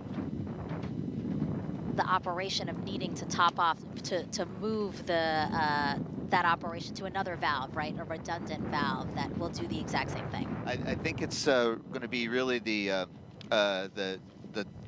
actually the sensors, right? Because you don't want to fill something and not know how it's going. So I think what I think I heard was they're going to switch to a different telemetry system. So then they can reopen the valves and monitor how the top-offs are going. But we'll find out in just a few minutes as they go forward. But that's really what is important in aerospace engineering. And for all you future aerospace engineers out there, that's really what is to know that if you really want your things to work, you build them as best you can, and it's really good to have redundant systems. And as a backup, I totally support that. But I mean, it's good to have other ways to do things, and that's why we are looking forward to at NASA, as Pam Melroy said, is flight testing is what we do, and getting new spacecraft are really important. So we have redundant systems to go up to the International Space Station. And even if you look at this in the larger view of the commercial crew program, I mean, the reason why we want at least 2 dissimilar spacecraft to be able to ferry astronauts to and from the International Space Station is, again, because of redundancy. Because if something were wrong with one of the vehicles or one of the spacecraft, there is another one to go to. And we ran into that trouble in 2003 with the loss of Columbia and our friends. Thank goodness our Russian partners stepped up, and we started flying people up and down regularly on the Soyuz, where up to that point all of our crew members were being really launched on the space shuttle. So having a redundancy, or sometimes as we say dissimilar redundancy, really helps to keep the mission going forward. Again, we are now 1 hour, 52 minutes, and 55 seconds to liftoff of NASA's Boeing crew flight test. The ULA team working to transfer to a redundant system to allow the countdown to continue, to allow a topping of the Centaur, of the rocket's upper stage, to continue. But for now, we're going to head back over to Johnson, where our commentators there are going to introduce you to one particular person who's mostly communicating with the crew. You heard us mentioning him a couple of times already, but that is Capcom, and Brandy and Jim can walk us through that.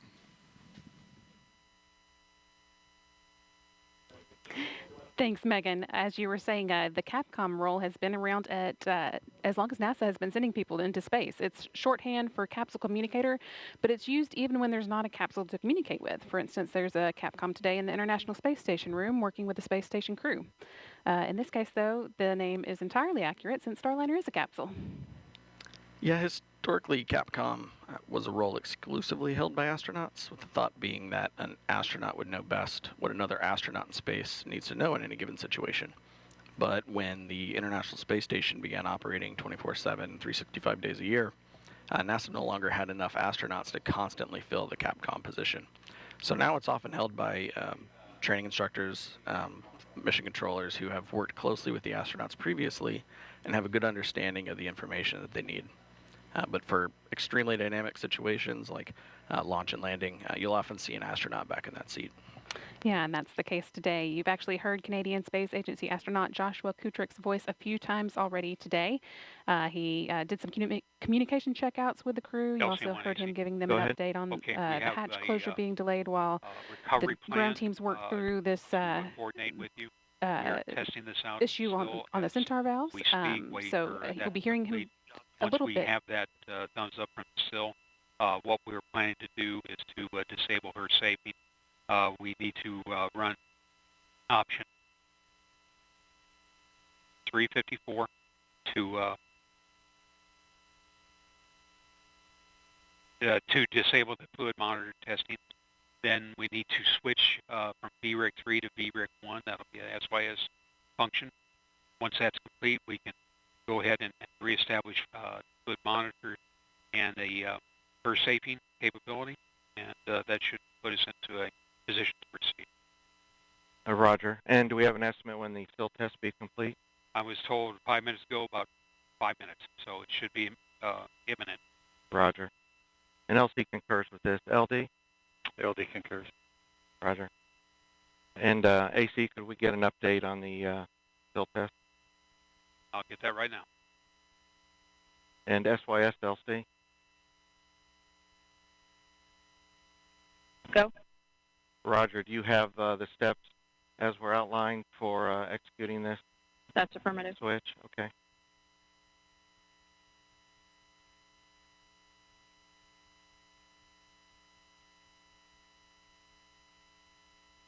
Okay, let's see, flight channel 1? Flight here. Yeah, Roger, understand we kind of want to give the broader team a little insight to what we're planning to do here. So if we want to merge the nets, we could do that at this time. In work. NLC, the pad team is on channel 1. We'll be listening in. Roger, thank you. LC flight and Starliner flight, we merged channel 1 and air-to-ground 1. So LC, give the crew and the pad team an update. Roger, and Starliner, can you copy me? Catch it loud and clear, LC. Roger. So at this time, what we have is a control issue going to the LOX and hydrogen topping valve. So they are both closed this time, so we're not topping Centaur at this time. So we've put in a troubleshooting plan together, and we're going to switch the control logic from VRIC 3 to VRIC 1 because we have redundancy in our control system. And so we're going to switch to VRIC 1 and hopefully restore this topping control and get the vehicle back into topping mode. Great, copy all. Standing by. Roger. Pad copies as well. Blue team lead copies. Roger. And flight, let's go ahead and leave this, if you can, leave this merge till we're done. Should take about 5 minutes to complete this operation. LC copy, leave your merge. Roger.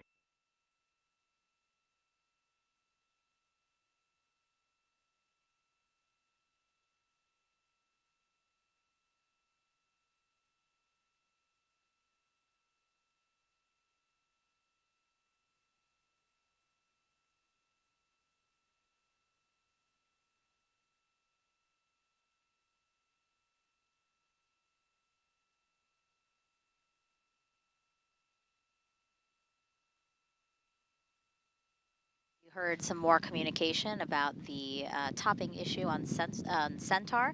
So let's head back over to ULA's Dylan Rice to walk us through any other updates from the team.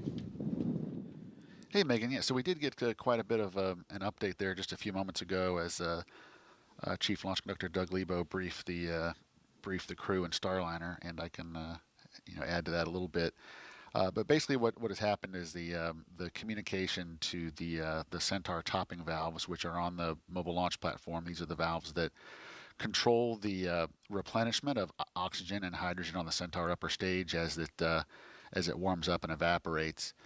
We stopped getting some data from those valves, and the team has talked through the troubleshooting steps to switch to our redundant control circuitry on those valves. So we'll be using the same valves on the mobile launch platform, but using our redundant control circuitry. But as I said a few moments ago, anytime we're going to be interrupting data or changing a configuration, we brief the entire team to include the flight crew.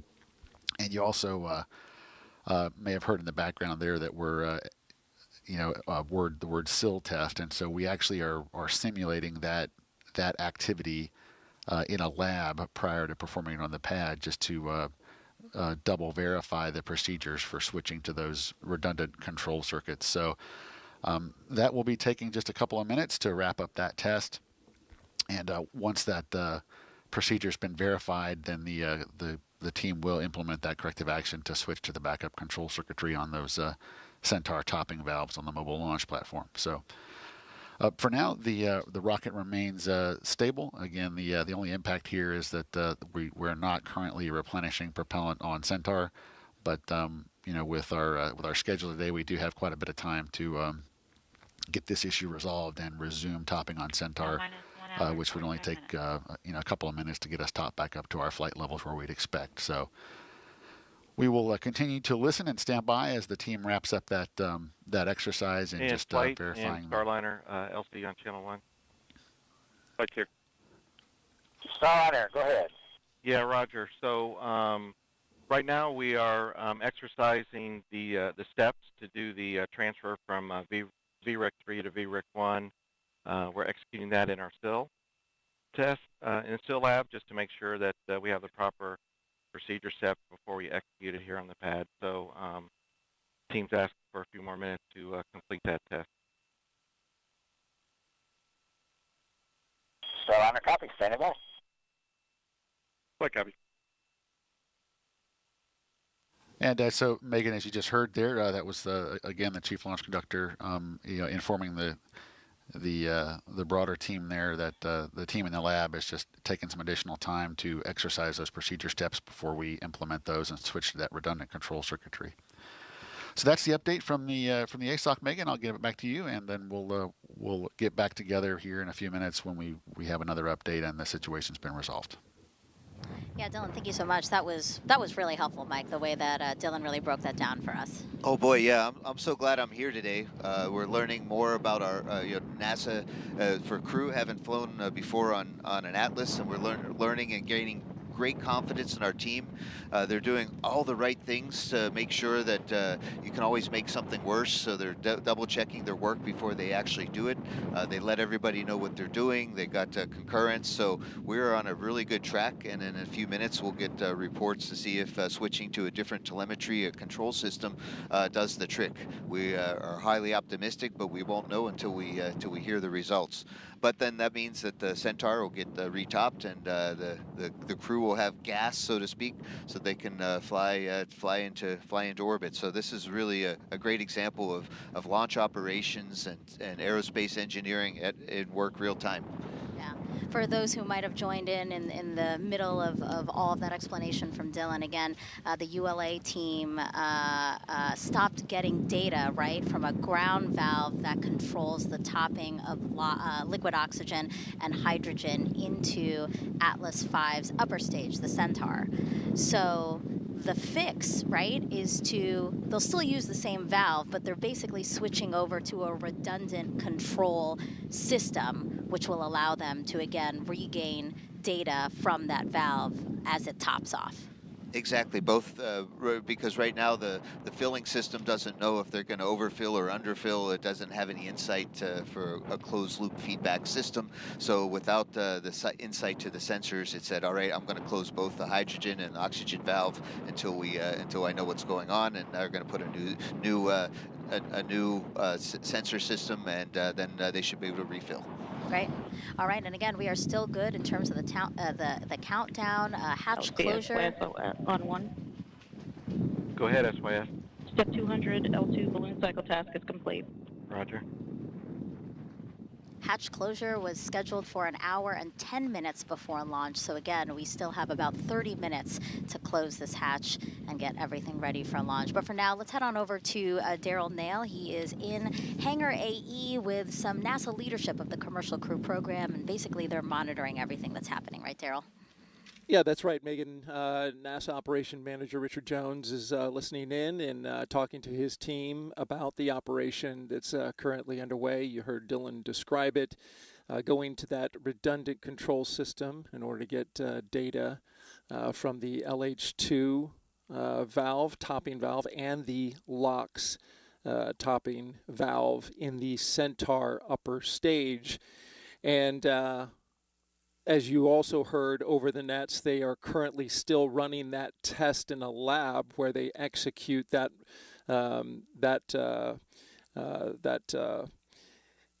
basically that operation to move to that redundant system before they do it in real life. And so we're currently waiting for the completion of that test before they go ahead and do it. One indicator, talk this over with Dylan, that kind of gives you an idea that it's not the valve and it is the instrumentation kind of led them in this direction, is that when you get stop getting data control from both LH2 hydrogen and the tank liquid oxygen at the same time, that points towards an instrumentation issue 1 hour, 40 minutes. rather than a valve issue. So all of that was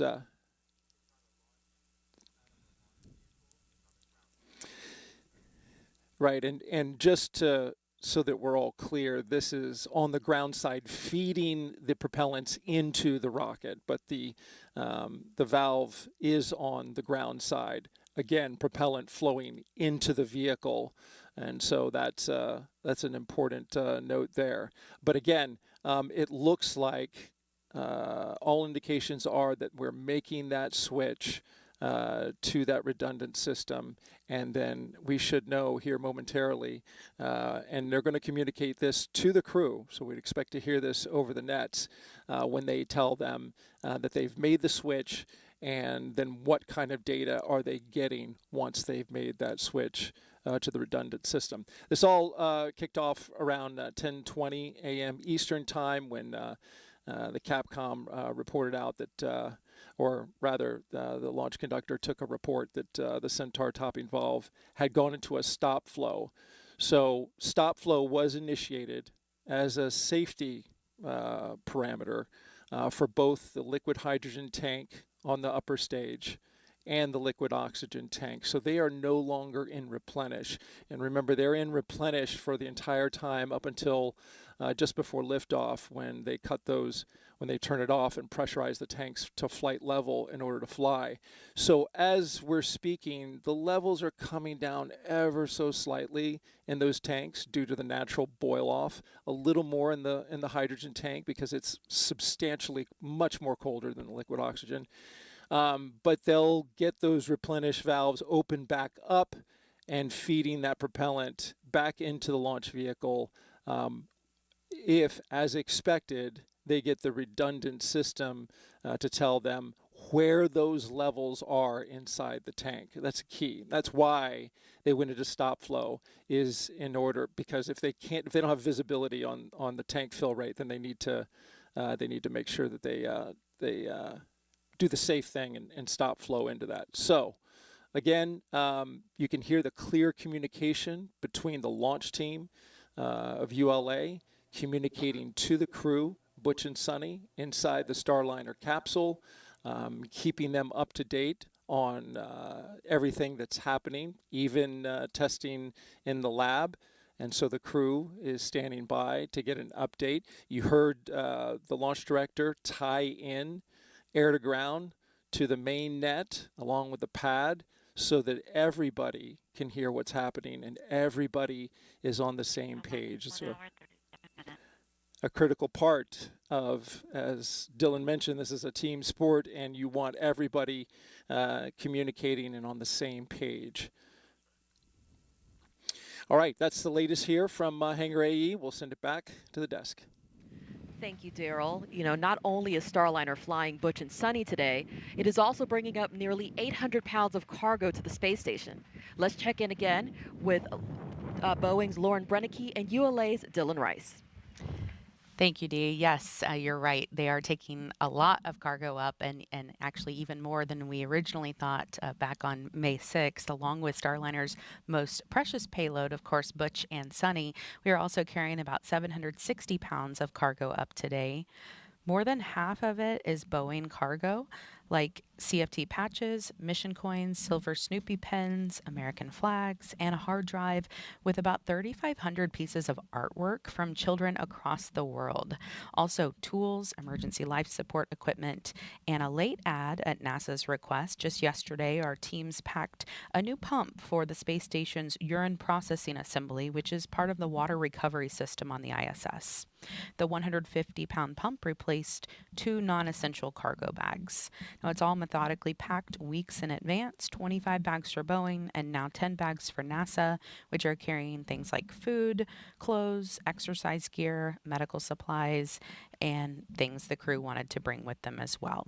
On the way back, Starliner will bring about 750 pounds of cargo, so a little bit less on the way back, and that includes 1 empty NORS tank, which is a nitrogen-oxygen recharge system, and that will be refilled for future missions.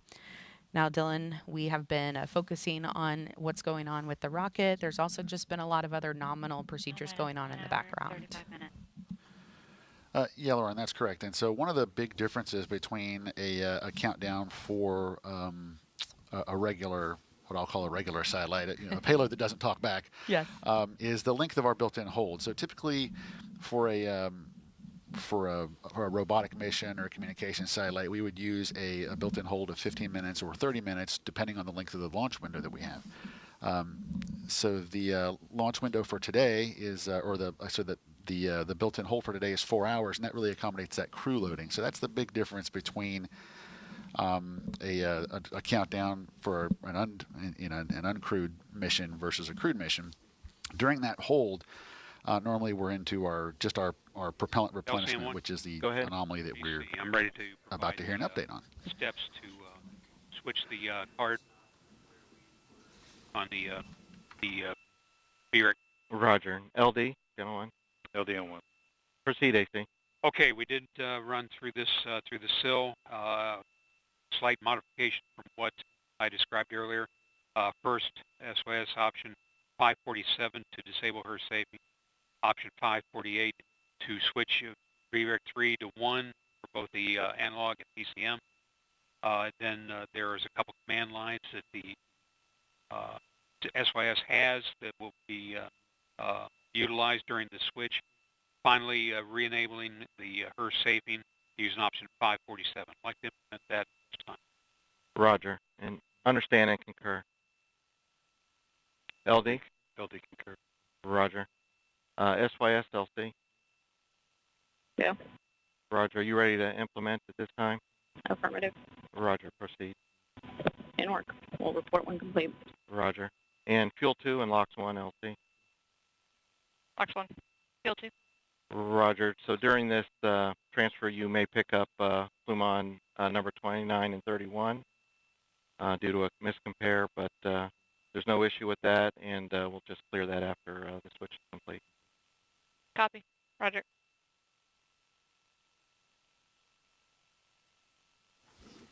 Okay, with that update, then the launch conductor and the launch director have approved the plan to switch the redundant data stream that will allow us to resume our Centaur propellant replenishment. So with that, we'll let the team get back to that, and Megan, I'll send it back to you at the host desk. Thank you so much, guys. All right, so of course this is a historic day for all teams involved, particularly for employees of United Launch Alliance. So why don't we head over to Antonio Jaramillo, who's joined now by ULA's CEO, who has more on the significance of this flight test, but also can talk us through a little bit of the troubleshooting that they're doing today. Thank you, Megan. Tori Bruno, CEO and President of United Launch Alliance. Tori, this is a really historic day for ULA, but before we dive into that, we've been hearing a lot of discussion on the replenishment valve. Can you tell us a little bit more about what's going on? Yeah, absolutely. These are looking downstairs. off the propellants in the center. What the heck? And the liquid hydrogen. It's part of a triple redundant system, and so the fuel levels are being maintained. The crew is in no danger whatsoever, and we will still have enough propellant to go. But we like to have redundancy, and so they have a common controller, and what we've just done is come up with a plan to recycle that controller and see if we can get that third redundant valve pair working. It's come through the SIL. It all looks good. There's no unintended consequences with that. Procedures are written up, and they're just being reviewed right now with the team out here at the Cape. And so once we're satisfied, those ground valves will be cycled, and we'll see where we are. Sounds good, and we'll definitely keeping our eyes and ears tuned for that. As we were mentioning, this is a really historic day for ULA, getting to launch humans to space, and also the 100th launch of an Atlas V rocket. Why is this such an important milestone for the company? Oh, it's so exciting to be back and be part of the human spaceflight community. And as you said, it's a really cool event for Atlas, because Atlas's great-granddaddy was on Mercury Atlas. John Glenn, first American in space, and then of course ended that, with Gus Grissom there with Mercury Atlas 9. So we're super excited about that. This is a very special configuration of Atlas and flight configuration. And of course, we fly a lot of really critical payloads, but there's just nothing quite as precious as this crew. And it's just very, very different for us to be able to shake hands with our payload, if you will. Absolutely. Tori, thank you so much for joining us here today. We're very much looking forward to this launch. Megan, D, Mike, back over to you. Yeah, that was really great to be able to hear from Tori Bruno again from ULA. He again recapped for us that the team is currently working. Go ahead. Complete. Roger. So LOX 1 and Fuel 2, go ahead and reestablish topping at this time. Roger. And LOX 2, LC. Go ahead. Roger, you can reestablish topping also. We got this 3-1 Oh, son of a bitch died. Model mass, line item 260. Data went out of tolerance. Okay. The ULA team is able to continue topping off. Let's off. Can you hit a That was stop on fine. that? Or do you understand why they're venting? You do? Looks like I've got a valve buried. You do? And IFS LC channel 1. SN1. Right, is there an action we can take to stop betting? Go with the stop flow. Roger, Peony 2, to copy stop flow. I copy inward.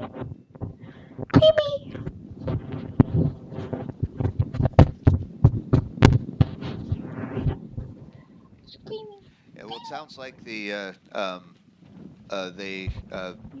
United Launch Alliance engineers. LCS complete and it did stop. Roger. They re-enabled the ACLC channel 1. ACL1.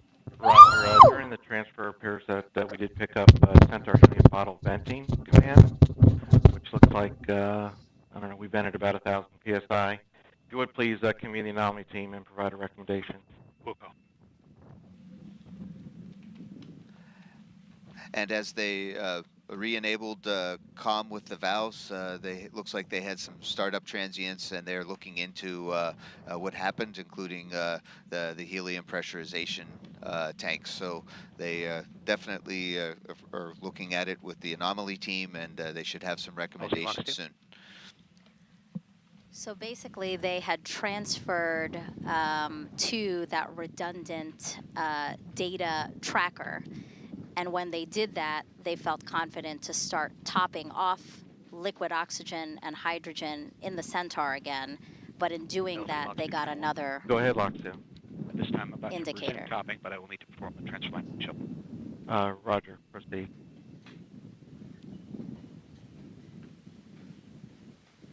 And so that call, they said that they can continue topping the liquid oxygen, and we'll see how the rest of it goes. But yeah, when you start something new, you get these new transients, you get some messages and alarms, and you have to look at each one to make sure that that you're in a good configuration. And SYS LC. Roger, just as a result of the switch there to VRIC 1, you're seeing all normal operation at this time? That's affirmative. Roger.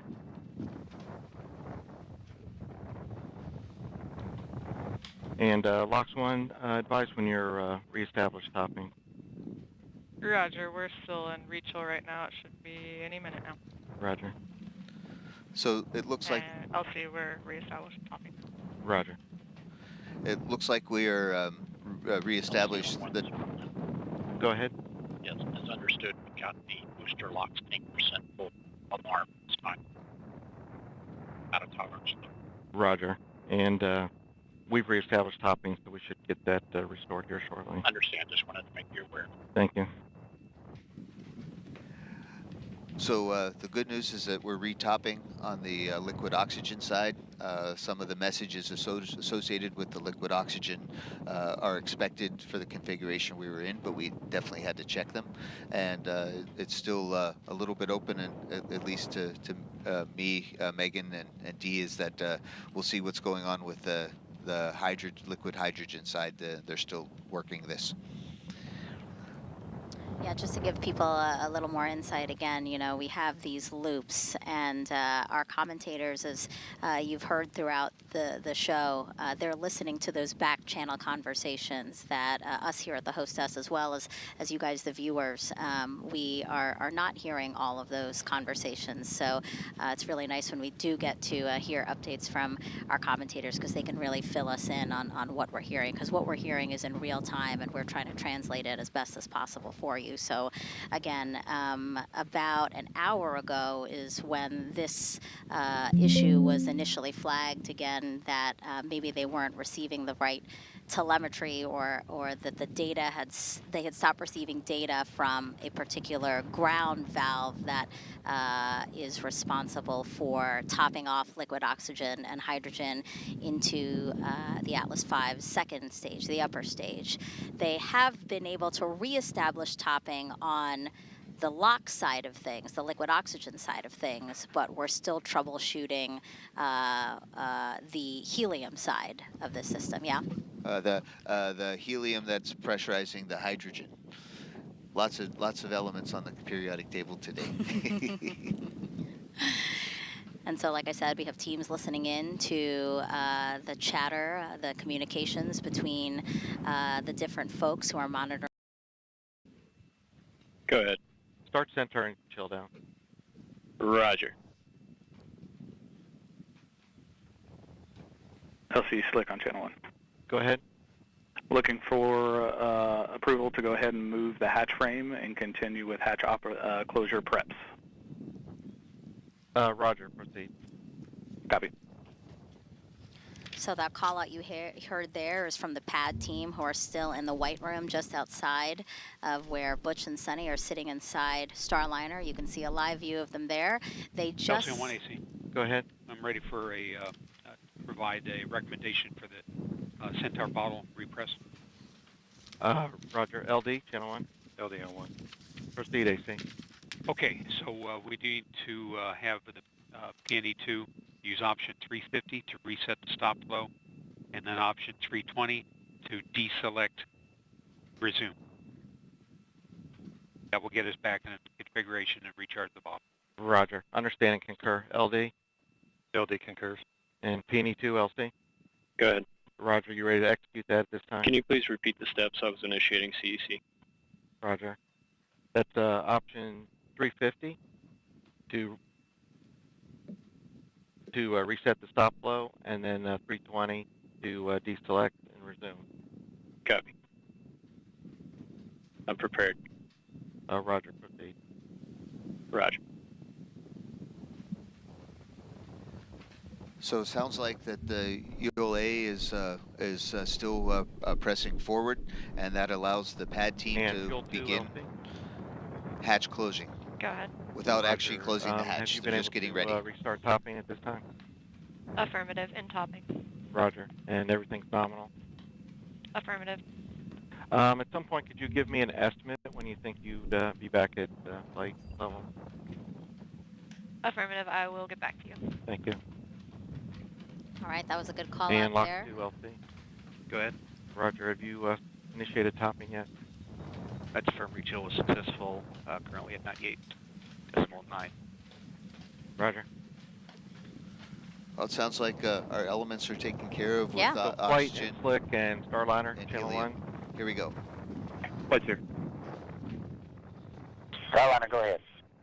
Roger. So at this time, we've completed the transfer from VREC 3 to VREC 1, and all our systems are back active topping and returning Centaur helium to flight pressure.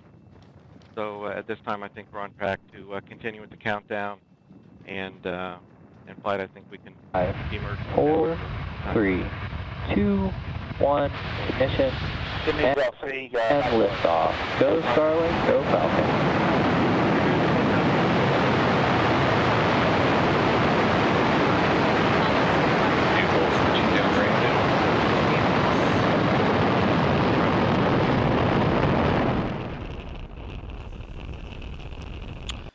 And Megan, yeah, we've had a busy couple of minutes here, but as you did hear, we have recovered from the stop.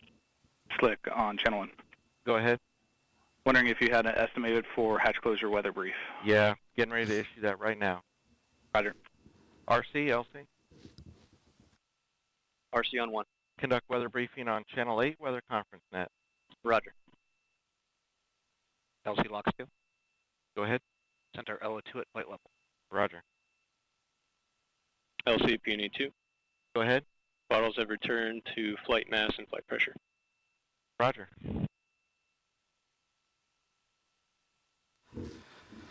Okay, so yeah, a lot of traffic on the net here, but just to kind of recap, we had been tracking the issue with the instrumentation associated with the Centaur topping valves. That issue's been resolved. Centaur is now back in replenish on both tanks. In fact, we just heard that the and Centaur arm control, LC. Arm control. Power on crew access arm hydraulic heater as required. Roger. So Centaur liquid oxygen is back at flight level, and also we did have to we did vent a little bit of helium there as we recovered the systems, and the Centaur helium bottles have now been recharged as well. So it's a good sign that we did hear the team talk about continuing with the hatch closure preps, and they're moving forward to the next weather briefing, which will get us closer to launch. It sounds like that.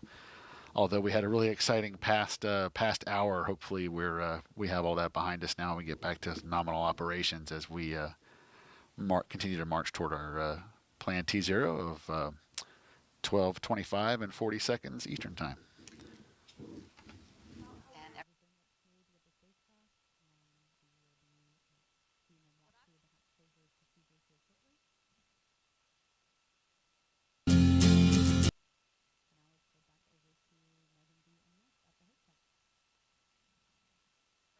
To launch. So with that, as you heard, the pad team is in the white room. They are continuing preps to actually close the hatch. There will be a weather briefing first to decide whether or not they should move forward with the hatch close.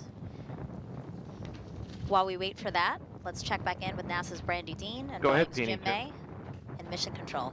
I just want to give you step 220, Centaur engine shutdown initiated. Flight control team here in Houston has been following along with all the issues that are going on in Florida, but things are going fairly smoothly on the Starliner side so far.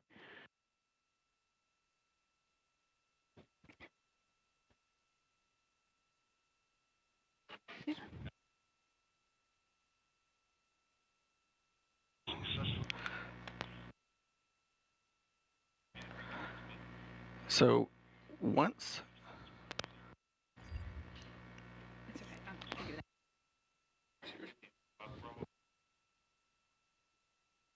We're about an hour and 16 minutes away from today's liftoff, and once we do lift off, the crew will have a 25.5-hour ride to get to the International Space Station.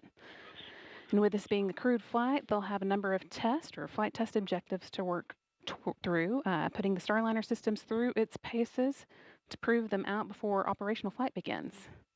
First of those will come after Butch Wilmore and Sunny Williams reach orbit today, when they'll be doing some manual piloting checkouts while they're still well away from the space station.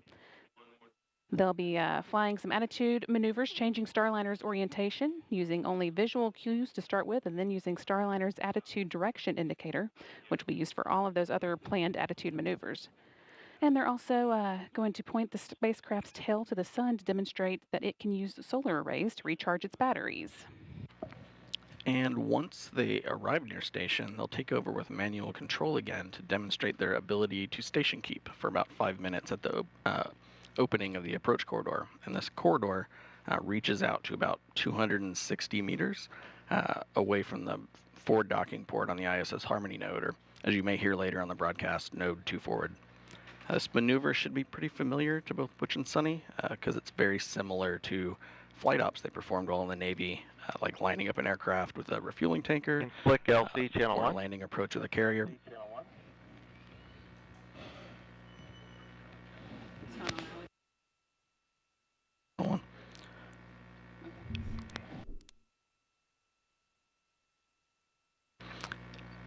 Like lining up an aircraft with a refueling tanker, landing on a carrier, Slick on channel or also hovering.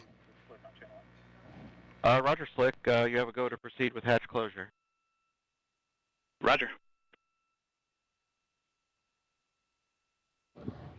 Just heard the teams across the country they're pulling to go ahead with the hatch closure. So that's good news moving forward with the countdown. I'm sorry, Jim, go ahead with what you were saying. No worries. Talking about the manual piloting demo the crew's going to do while hovering out in front of ISS.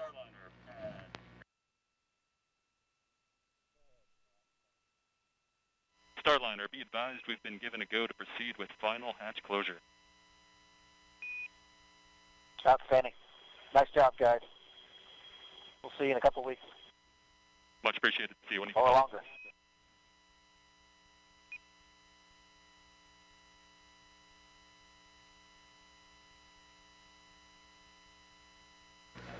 And with Butch planning on staying up there longer, maybe he'll do a couple extra manual piloting demos for us while he's around there. But when they fly with these manual flight controls, it'll be 6 degree of freedom control using both joysticks. One called the rotational hand controller for changing direction. The other called the translational hand controller, similar to a throttle in an aircraft, but instead of one direction, you can go up, down, left, right, forward, and back. That's right, but we've got to get into orbit before we get to any of that. So we've got another hour and 13 minutes until today's 10:34 p.m. Eastern launch today. Flight Director Mike Lammers has been keeping a close eye on all these activities as crew got into their seats and went through the suit leak checks. We'll have a few more things to watch as we go through the hatch closures, including the capsule leak checks. And in about an hour, Lammers will be polling for a go or no-go here in Houston, hoping to get a thumbs up across the board for today's launch. He'll be speaking for this team when he gives his final go or no-go to the launch conductor about 7 minutes before launch. And the International Space Station also has to be go to welcome Starliner tomorrow. So let's go back to Space Station Flight Control Room and NASA's Rob Navius for an update. Rob? Yeah, thanks, Jim. Flight Director Pooja Jasrani on console at this hour with the Orbit 2 team of flight controllers. They'll be polling their team to get the green light to proceed with the countdown and the launch that hopefully will culminate with a docking by Starliner to the Harmony module of the International Space Station at 1:50 p.m. Eastern Time on Sunday. During the week or so that Wilmore and Williams are aboard the International Space Station, each dock day will see a different variety of activity for the Starliner duo. On Monday, for example, Wilmore and Williams will continue unloading cargo they brought to the station and will transfer some used emergency equipment from station to Starliner for the trip back to Earth. They'll stow their launch and entry suits aboard the vehicle and conduct a debrief with NASA and Boeing officials about the rendezvous and docking phase of the mission. Once Starliner's batteries are charged through station power resources, Starliner will be configured for quiescent operations.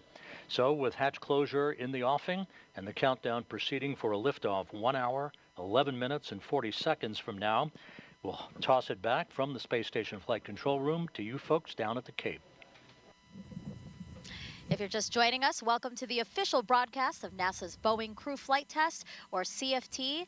What you are seeing now is a live look from one of our helicopters here along the Space Coast, orbiting the Starliner spacecraft atop a ULA Atlas V rocket.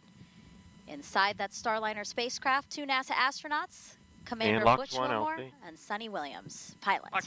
Maybe I just didn't get it formally from you, but you're back at flight level? Affirmative. Roger. At launch, Butch and Sonny will make history as the first people to fly aboard Boeing's Starliner capsule. And liftoff is targeted for about an hour and 10 minutes from now at 12:25 and 40 seconds p.m. Eastern Time. And we are happily proceeding, marching towards that T0 after a busy hour. Mike, can you kind of recap for people the last hour of the launch countdown? Well, in the last hour, we got to see some really great engineering and launch operations and teamwork happen. So the second stage of the Atlas launch vehicle, called Centaur, it is powered, its fuels are liquid oxygen and liquid hydrogen. And as it's already has all the fuel in it, but since they're liquid, they're very cold and they kind of boil off. So we just add a little bit more on top, so we top it off. The 1 hour, 10 minutes. the two valves that were used for topping off lost insight for their control algorithms. So they couldn't see the sensors, and it was an upstream bus. So they changed the control algorithm and logic, and got back in business. So we were back on the launch timeline. The crew was informed. Everybody was talked to about it. Never in danger. Just a way to just having to relook at a different control system and sensors. So in the meantime, the pad team was held off from closing the hatch just in case they needed to get the crew out today. RC, LC, channel 1. And they're RC, closing the hatch now. Verify range ready for FTS open loop test. FTS, LC.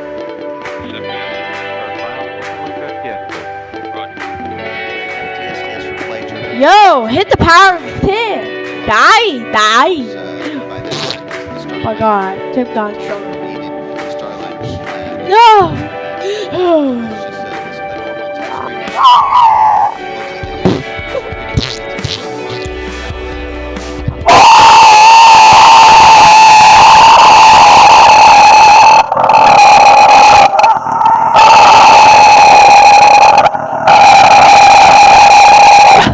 Thank you very much, Dee, and here at Hangar AE with the team, monitoring both the launch operation as well as That's the a weather. little We broke. got great No, weather they're hacking from me. our launch weather officer just a few minutes ago. Winds were the one watch item, and they were driven, as you look at the satellite map, by a high-pressure system off the coast of North Carolina that you can see there, that clearing area. You see how it's turning in a clockwise direction.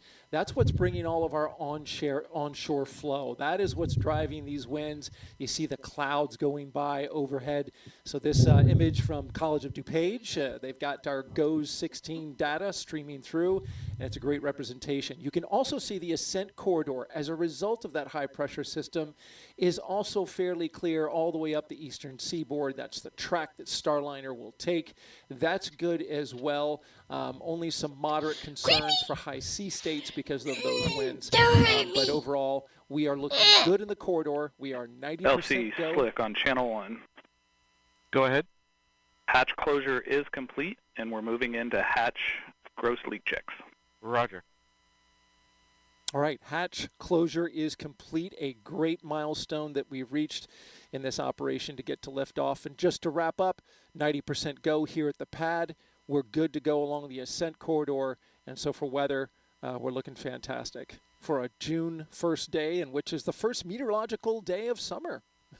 Usually we have rain and thunderstorms this time of day.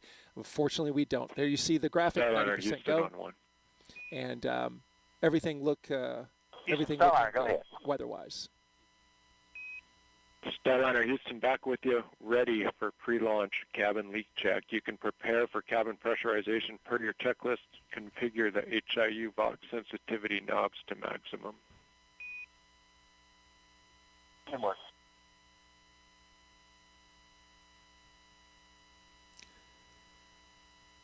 And as we look at the Starliner capsule from inside the white room, the blue team getting ready to make their exit, doing their final preparations before they leave. You can see them going through their list of procedures right there on the desk there. Also, that's a great call out. We want to hear that the capsule can be pressurized, and so they're doing that now. At this moment, I want to welcome into Hangar AE Deputy Program Manager Dana Hutcherson, who is here now with me. Thanks for taking the time to come over and talk to us. A pretty big deal. So let's listen in here for a little bit and see what we can learn. You're on console. Boeing is listening to the team. This rocket spacecraft to go. Boeing as they prepare this rocket spacecraft to go. It's been a little exciting over the last hour or so. Talk a little bit about that, what you observed from ULA team and your team in getting through the ground valve issue where they were able to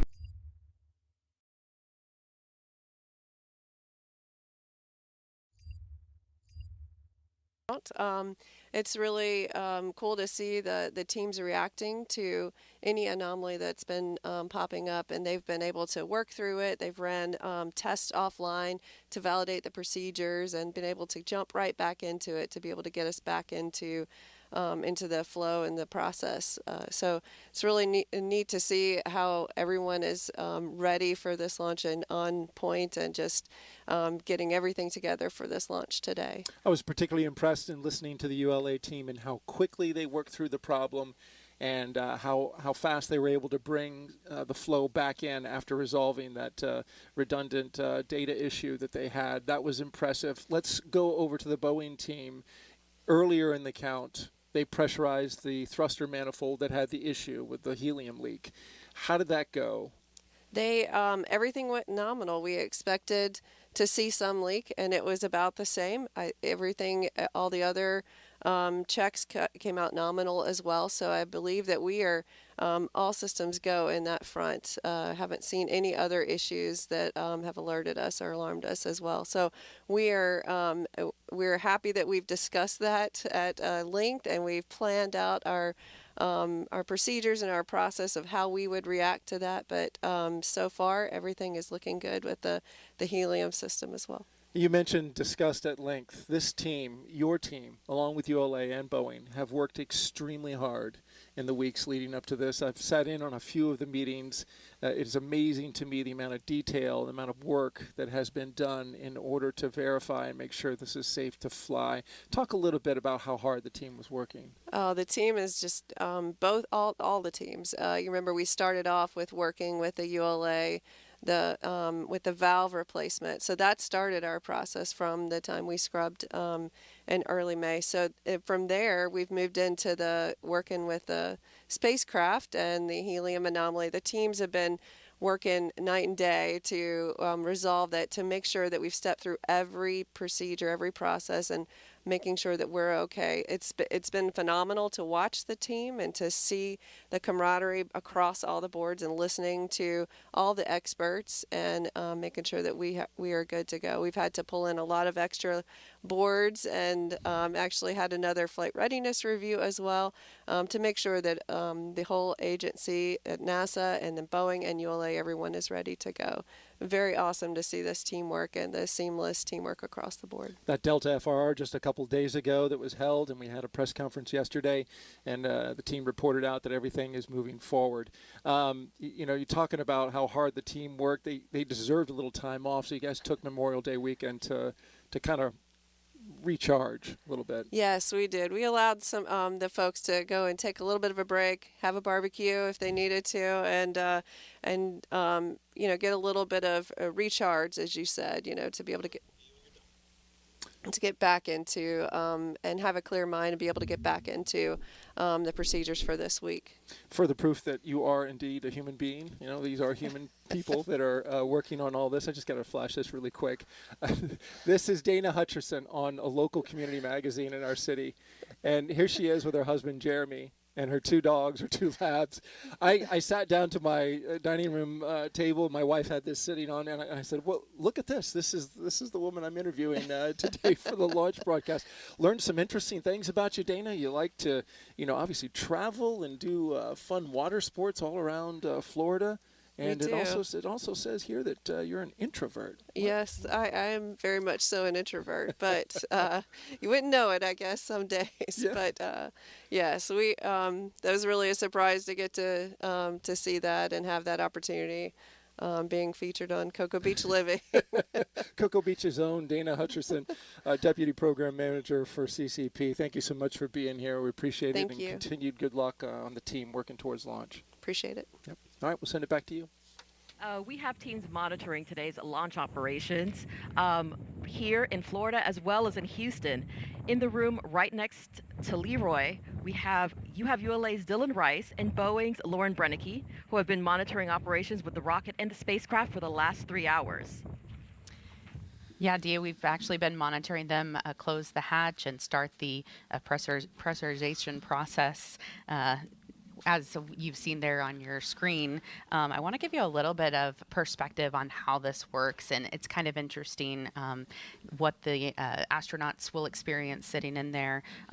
It's a lot like when you feel a pressure change when you're in an aircraft. So their ears will pop, and the whole process, doesn't take very long. It just takes a couple of minutes. But our team is checking about half a dozen valves and more than 60 seals. So things like windows and hatches and vestibules.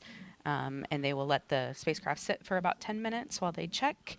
You could think of this as like inflating a balloon. When you start to inflate a balloon, you'd be able to tell pretty quickly if there was any kind of a leak where the air would be coming back out of it. So very similar process here, and that's what the team is going through. If you are just joining us, we are just under 1 hour till launch time. A couple of hours ago, our teams, the Boeing teams, were able to confirm that the leak rate remains acceptable.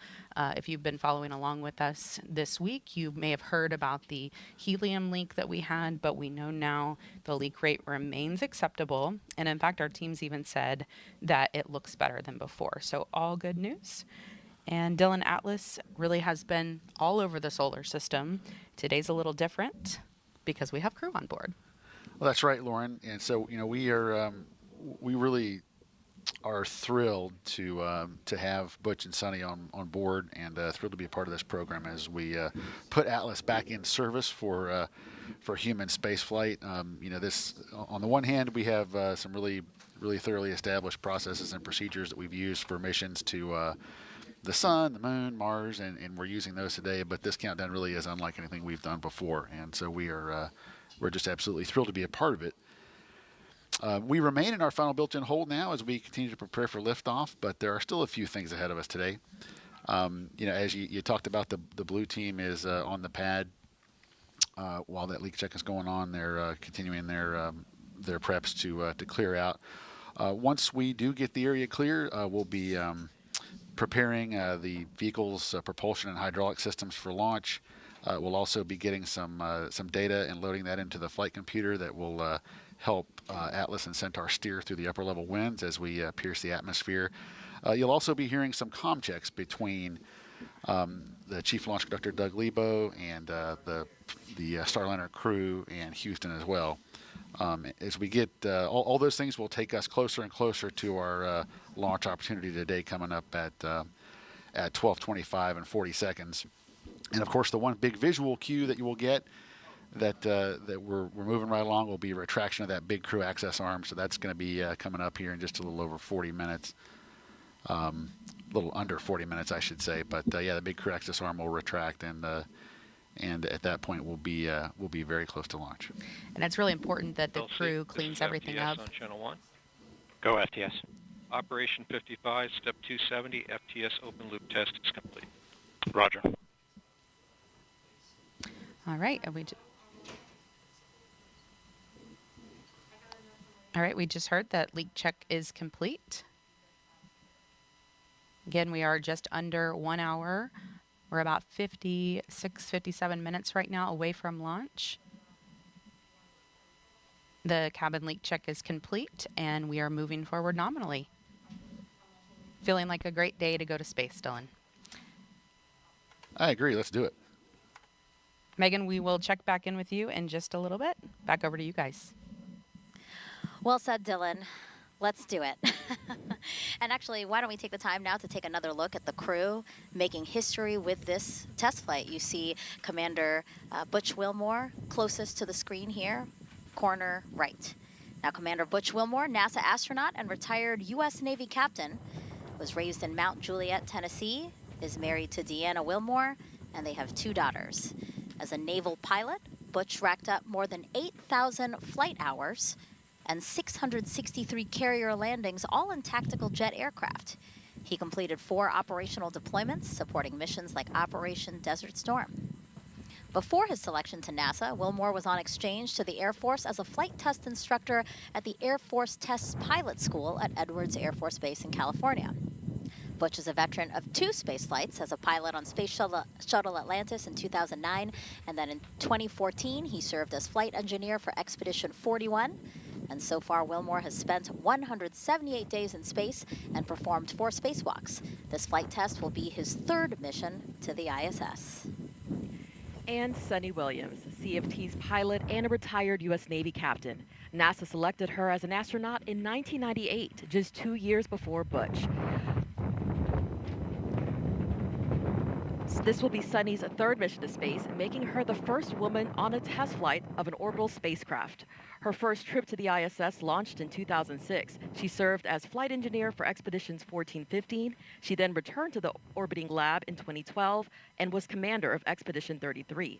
Sunny has more than 50 hours of spacewalk time, the 2nd most cumulative time by a female astronaut. So far, she has spent 322 days in space.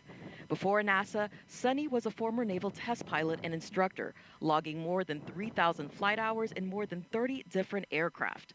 Williams grew up in Needham, Massachusetts, and is married to Michael Williams. Starliner at Houston on 1. Good pressure. The side hatch is being configured now. Audible noises may be heard. Standing by, thanks. She enjoys hanging out with her dogs, working out, hiking, and camping, as well as working on cars and houses. What do these two not do, Mike? No, they are some of NASA's finest, and were chosen to fly on this mission so that we can get Starliner certified and fly more Starliners to the space station in the future. How does it feel, seeing your friends who you've trained alongside with so many years now? How does it feel to see them about 53 minutes to launch? I am so proud of my friends. I've been working with Butch and Sunny for, as like Butch likes to say, half a decade, 5 years or so, and we're as you can see today, and all the work as we were getting ready to launch today, how much Butch and Sunny, as well as we appreciate the whole team that we're part of. Sure. And Butch and Sunny have really expressed their gratitude to everyone and try to include the team as we all go forward on this mission. And so I'm super proud of them, and I'm a little envious, but I'm really happy for them to be this close to flight. 53 minutes to go. You're not the only astronaut that says that. It's okay. As the crew aboard Starliner prepares to launch to the space station, let's take a look at what's in store for them, for Sunny and Butch, while on this mission.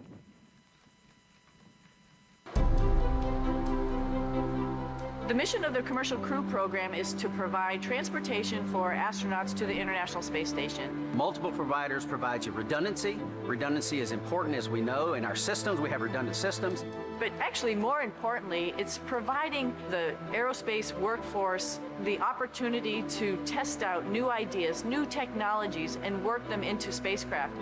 Butch and I are the first two to fly the Starliner, so this flight will be a crew flight test, so there'll only be 2 on board. We're going to fly it up to the space station, dock it, and test it all out, and then come back home. Everything's new. The procedures are new. We have procedures now that we didn't have a year ago because we've learned as the process has gone forward. We've had 2 test flights uncrewed previously, but this will be the first time we're putting people on it. We're test pilots, and so we're going to be testing the spacecraft in all aspects of the flight, from launch, on orbit, all the way to entry and landing. We're testing out the environmental control system. We're testing out the manual flying of the spacecraft. Then while we're docked to the space station, we have a bunch of tasks to make sure that the spacecraft can act as a lifeboat. And just in case anything bad goes on the International Space Station, the crew on board can come to the Starliner and make sure that they're okay. This has a mode where we call it backup mode, which is your get home mode, if you will. We can, without any communication at all, we can still effect a return to Earth, do a deorbit burn, and hit the point where we're trying to land, even without our computers. You know, that old mantra, failure is not an option, because it's a very dynamic thing we do flying in space, and it's not very forgiving, and we know that. And that's why we have these multiple systems and multiple redundant capabilities, because human life is special, and we want to preserve it at all costs. I think exploration is just in the human heart. Butch, he describes himself as the first thing he said as a kid was why. And I think that's in all of us. Maybe we don't verbalize it, but we all ask why. And that's what exploration is. It's that next step of why. So why not go back to the moon? Why not try to live on the moon? It seems like a natural stepping stone to the next thing, Mars, which just calls us. Like, why is that planet there? What is the future of that planet? What is the future of our planet?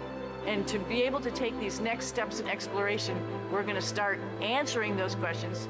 We stand on the pinnacle. This is kind of where everything, integration, everything comes together, which is where Sonny and I sit. And this is just a part of the ongoing process of growing and expounding our knowledge and our understanding of all things for the benefit of mankind. I am Sonny Williams, and I am ready to fly NASA's Boeing Crew Flight Test. I'm Butch Wilmore, and I am ready to fly NASA's Boeing Crew Flight Test.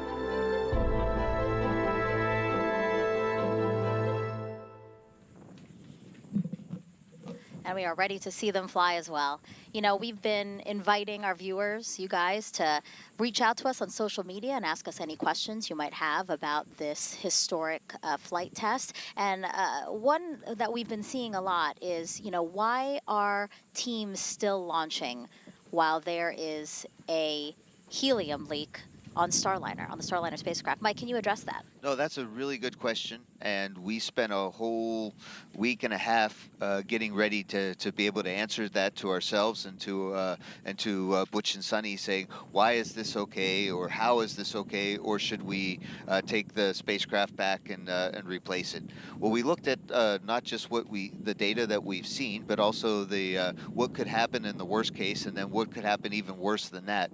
And at every point, and because Starliner, you heard what Butch said on the overview there, was that Starliner has a lot of redundant systems. So even if we were to, if that leak were to get bigger, and it hasn't, but if it were to get bigger, it could get a lot bigger, and we'd still be okay. And even if it leaked out the entire bottle of helium for that manifold, we could still fly back and land safely in the desert in Southwest United States. So we NASA looked at what the risks were, and working with the crew, and the crew office said, hey, this is not ideal.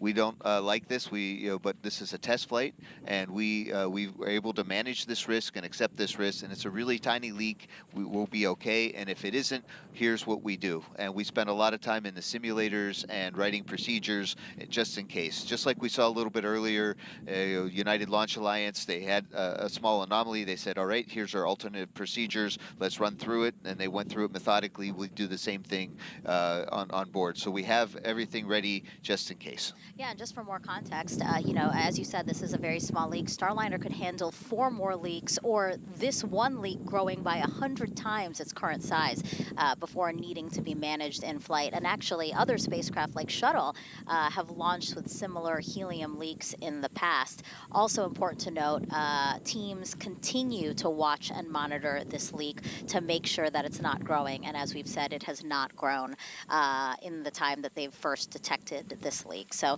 again, that's why the decision is being made to fly, and that's why we continue to march towards our instantaneous launch opportunity at 12:25 and 40 seconds Eastern Time. Meanwhile, inside Mission Control at Johnson Space Center in Houston, folks there are keeping a close eye on launch, continue to do so. Here's NASA's Brandy Dean and Boeing's Jim May.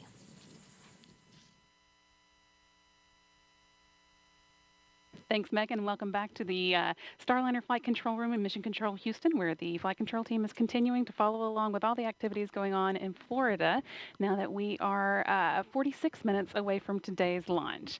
Once Starliner gets off the pad, Jim and I will be with you through Ascent, giving you play-by-play and expanding on the calls that you'll hear Capcom Joshua Kutrick making to Butch Wilmore and Sonny Williams on board. There are a number of major milestones you want to keep an eye out for during Starliner's climb to orbit. The first call that you'll hear from Starliner's crew is roll program, coming from Commander Wilmore, indicating that Starliner is rolling into the right orientation for ascent and orbit operations. Then about 45 seconds into the flight, the crew and Starliner will reach max Q, which is the maximum dynamic pressure that they will experience during ascent, and that happens just before they reach Mach 1. Then a minute and 35 seconds into flight, the solid rocket boosters that give Starliner its first major push into orbit will have used up all of their fuel. Starliner will hold on to them for a little more than a minute after that, and then jettison the boosters before second stage takes over and take Starliner away the rest of the way. Starliner will actually reach orbit around 11 minutes and 58 seconds into flight, at which that point the Centaur main engine will cut off. Starliner and its crew will hold on to that stage for a couple minutes, and then separate from it at around the 14-minute, 58-second mark. From there, Butch and Sunny will be free flying on orbit in Starliner. During ascent, you'll hear Kucherick mentioning a number of abort-related milestones as Starliner moves past them. Starliner can safely abort all the way up to orbit, including off the east coast, off the coast of Newfoundland, and off the coast of Ireland. Beyond that, it will be able to safely reach abort to orbit, staying in space as an abort. LC, this is Blue And of Team course, 911. we're hoping not to need Go any ahead. of those. Request permission to begin white room closeout. Roger, thanks, Slick. Blue team, perform toxic vapor and O2 checks when raising the environmental seal and configure white room for launch. Roger. And Slick, if you get a annulus purge disconnect time.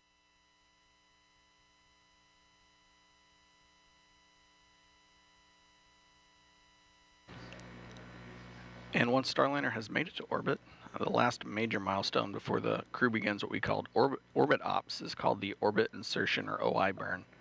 That will move Starliner into an elliptical orbit as opposed to a more LC, circular this is one. Slick. We're calling it 1537 Zulu. Roger.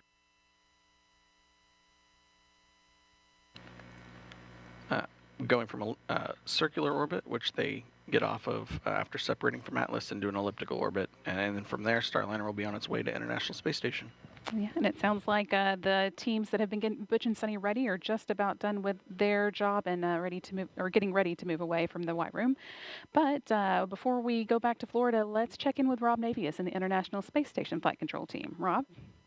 Thanks, Brandy. Just inside 44 minutes until launch, and back here in the ISS Flight Control Room, flight controllers are keeping tabs on the countdown and monitoring the work on board in the aftermath of the docking of the unpiloted Progress resupply craft earlier today at 7:43 a.m. Eastern Time.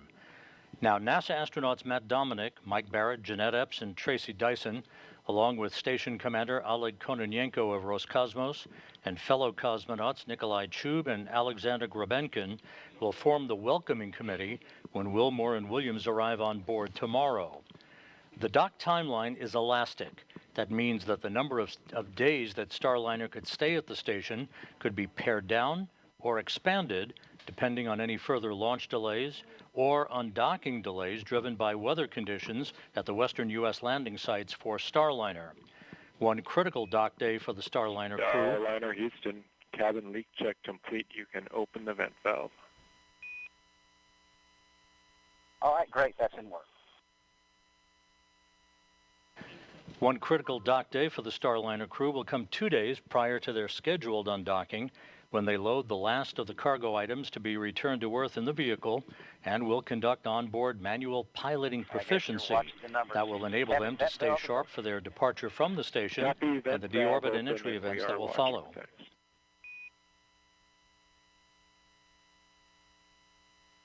So here we are at the intersection of Cape Canaveral, Houston, and space.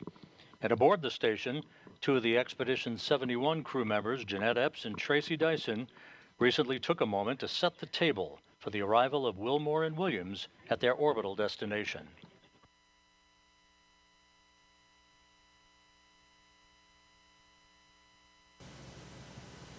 Hey, Sunny and Butch, we can't wait for you guys to join us here on station. We'll be monitoring your every move on the journey, and we'll be waiting to open the hatch and welcome you to your home away from home. Butch and Sunny, we know you've waited a while to get your ride aboard Starliner, but we know it will have been worth every minute. So from all of us on the International Space Station, Godspeed, and we'll see you soon.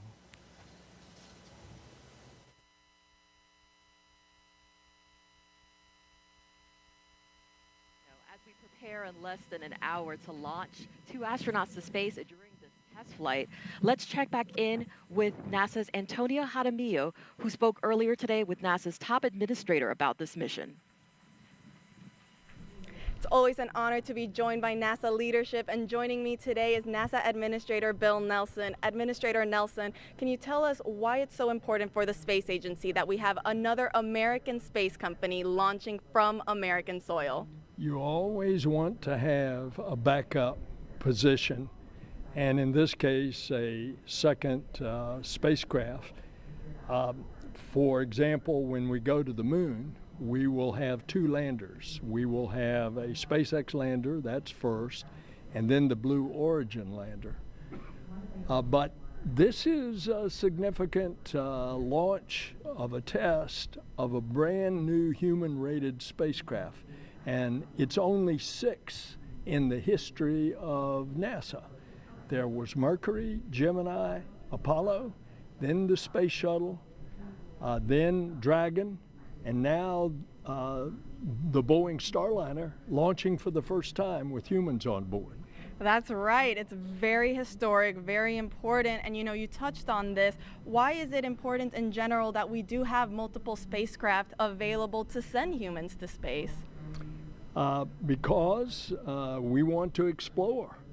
We are exploring in many different ways with humans as our astronauts. We go back to the moon, not just to go to the moon, but to get ready, to learn, to live, to create, in order to go to Mars.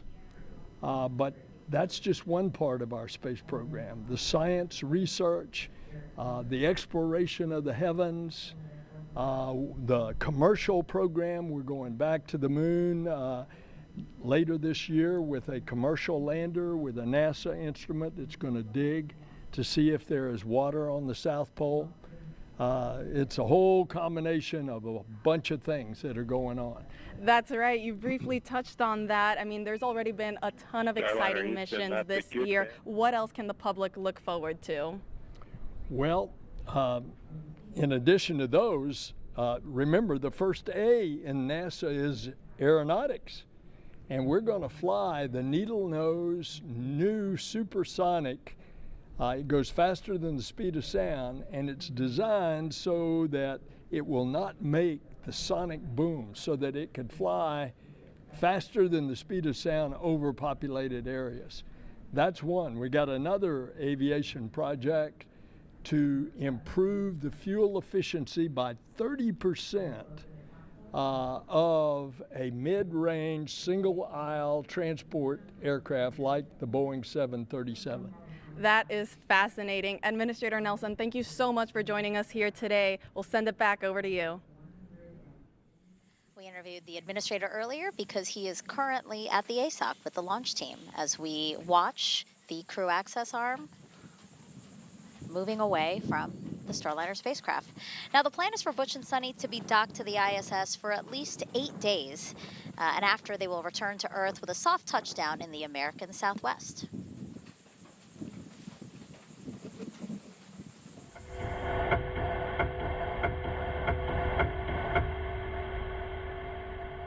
There, this is video and sound from inside Starliner during its return to Earth 2 years ago as part of the Orbital Flight Test 2 mission. Its heat shield reaches 3,000 degrees Fahrenheit during re-entry, and parachutes are then deployed, and the heat shield discarded to expose Starliner's airbags. The original test pilot, Rosie the Rocketeer, you see there, collected data of what astronauts might experience during landing. Starliner is the first and only American orbital crew capsule to land on land. This allows for quicker access to crew and cargo. It also makes turning the spacecraft around for future missions quicker. But Mike, Starliner can also land in water, like we were talking about earlier. Yes, Starliner is a very capable spacecraft. Of course, we want it to land on land for the reasons you said. I love those airbags. I can't wait to ask Butch and Sunny how good those are. But in case of emergency, we can land on water. And we have a central airbag, another one. 28 seconds, excess burn duration, and we'll go north to triage 6 if necessary. The crew was just calling in. They just got some data. And those are all good here, Starliner. Good readback. One additional item for you. In the commander's folio, you'll recall you have your 2 tablets. You've got a serial number 12 and a serial number 13. They're both ready to go, but one thing for you. Serial number 12, we were looking at footage here. Its time is out of sync. So it's no issue for you till orbit. When you're on orbit, you'll want to get that tablet, serial number 12, back in sync with the time on your DUs. It's only going to influence where you see the red line and bold. So if you did have to use bold before that, go ahead and do it on 13. Otherwise, we'll just resync in flight, and we can help you with that when we get there. All right, good words. We'll copy that, and if we have any questions when we get there, we'll give you a call. And I have confirmed that I can reach the tablets. Houston copies. That was Josh Kutrick giving some last-minute info to Butch and Sonny about their tablets, as well as in case of emergency where to go left or right at the end of the slide wires. But yeah, Starliner could land on water. We'd rather not, but it has that capability, and it has a different airbag configuration for that. Yeah, the flexibility is great.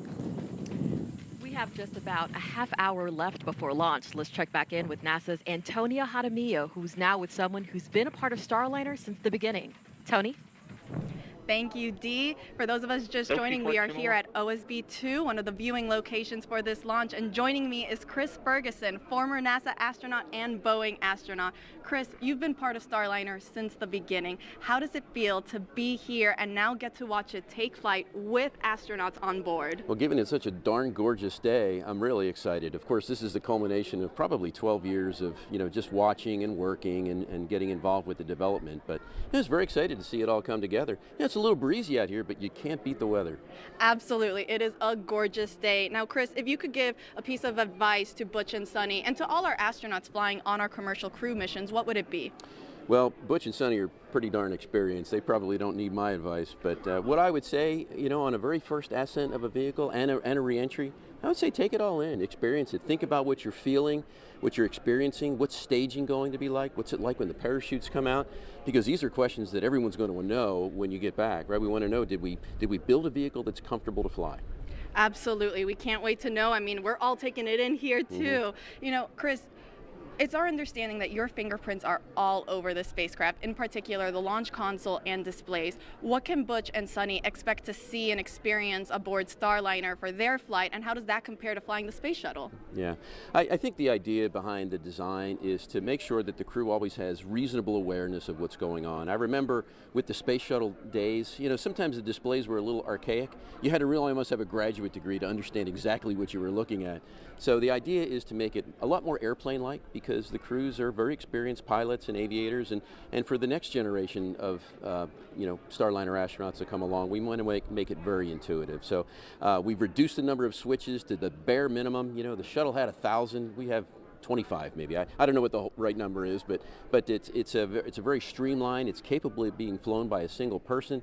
So there's a lot of, I would say, upgrades that make it safer and a lot more flexible than its predecessor, the space shuttle. Definitely a very impressive spacecraft. And Butch and Sonny, they're going to also perform a few manual demonstrations aboard. You also were a part of this flight test in the beginning. Can you talk to us a little bit about these manual demonstrations and just kind of the importance of why Boeing decided to have both a blend of autonomous and manual capabilities? Yeah, there's always a sort of a contentious look, between engineers and pilots on how do I control the spacecraft. The pilots always want the ultimate ability to take over in a situation when they need to. So the Starliner flies very much like the space shuttle and the Apollo and the other capsule vehicles, with two different hand controllers where you can control all 6 degrees of freedom. You can maneuver it to an attitude if you needed to, say, charge your solar arrays or pick up a communication satellite, and they'll have the opportunity, of course, to check that out. And then there's also a deeper level of redundancy called backup mode, which is a means that the crew could manually fly the vehicle, even in the unlikely event that all the flight management computers fail. So there's a lot of redundancy, and it really is a true piloting vehicle, which is, I think, why the NASA customers really enjoy it so much. I'm sure. Well, Chris, thank you so much for joining us. Megan D. Mike, back over to you. All right, a quick check of the clock. We are 31 minutes and 40 seconds to liftoff of NASA's Boeing crew flight test. And right now, what you just saw on the screen there, you see Butch and Sonny. They are patiently waiting their launch inside of Starliner's spacecraft there. And then also we did see the pad team who've been helping Butch and Sonny into their spacecraft, as well as securing the spacecraft and closing the doors. They have since left the pad, right, Mike? Absolutely. So only thing that's left is we have a rocket and a spacecraft and 2 human beings sitting on top getting ready for launch in 31 minutes. Yeah, and so what we expect to hear coming up is just repeated communication checks with Capcom and Houston and with the crew. And also this is an opportunity, right, to discuss any anomalies or resolutions, but we haven't heard anything. Yes, I think we hopefully got that out of our system earlier, and here we go. Go ahead. Yes, sir. Per step 20, operation 60, blast engine area is clear. Roger. They just confirmed that that it is just indeed the rocket, spacecraft, and 2 human beings. And so, yeah, so we'll hear those continued checks, and this is just an opportunity for some status updates if needed, right? This is kind of time that's built in to allow for discussion if needed. Absolutely. We're waiting for the Earth to rotate in just the right position for that instantaneous launch window. And any anomalies we had, we got out of the way. And now everybody is minus 30 minutes. double checking their data. RC, conduct weather briefing on Channel 8 weather conference. And the weather. Right. Roger. Arm control, start arm hydraulic final prep. Roger. LOX 1, perform pogo suppressor charge. Roger. Prop 1, perform RD-180 transducer converter calibration. Roger. P&E 2, perform Centaur LH2 SVV cycle test. Roger. These are nominal countdown checks for the from the launch conductor, Doug Lebo, asking his team to do their 30-minute steps to get the rocket that much closer to ready for launch. Historic flight test, as we've been telling you throughout this broadcast. We've been on air now since 8:15 a.m. Eastern Time to tell you about the first 2 astronauts that are going to fly in Starliner. And again, we keep seeing live views of them inside Starliner. Commander Butch Wilmore and pilot Sonny Williams. RD-180 transducer calibration is complete, and the engine FIV is in a closed condition. Roger. L minus 29 minutes. Flight control, start flight control final prep. Roger. Now, Sonny will be the first woman to test an orbital spacecraft. Another fun fact, the last time people flew to space in an Atlas-class rocket was 61 years ago at the end of the Mercury program. CFT is the final test to certify a second commercial spacecraft to ferry astronauts to and from the space station, which really is a wonderful resource to us and many countries and also research institutions.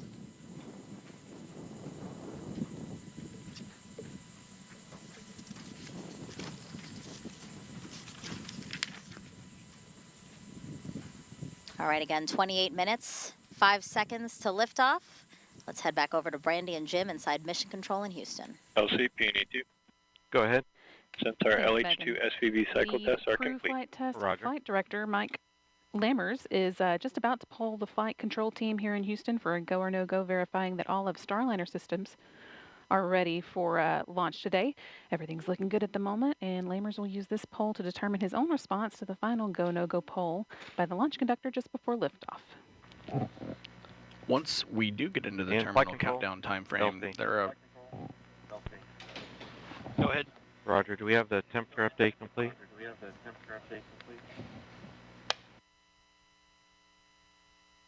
Roger, the RP1 temperature update complete. Roger. Prop 1, initiate fuel fill sequence. Roger.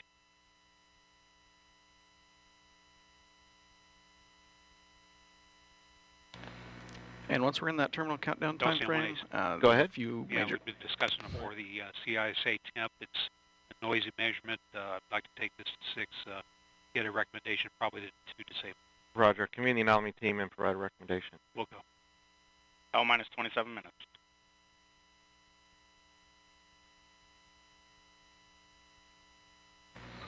And the first... LC arm control. One of the major activities that... Go ahead. Oh my God. Step 100. Arm hydraulic final preps are complete. Roger.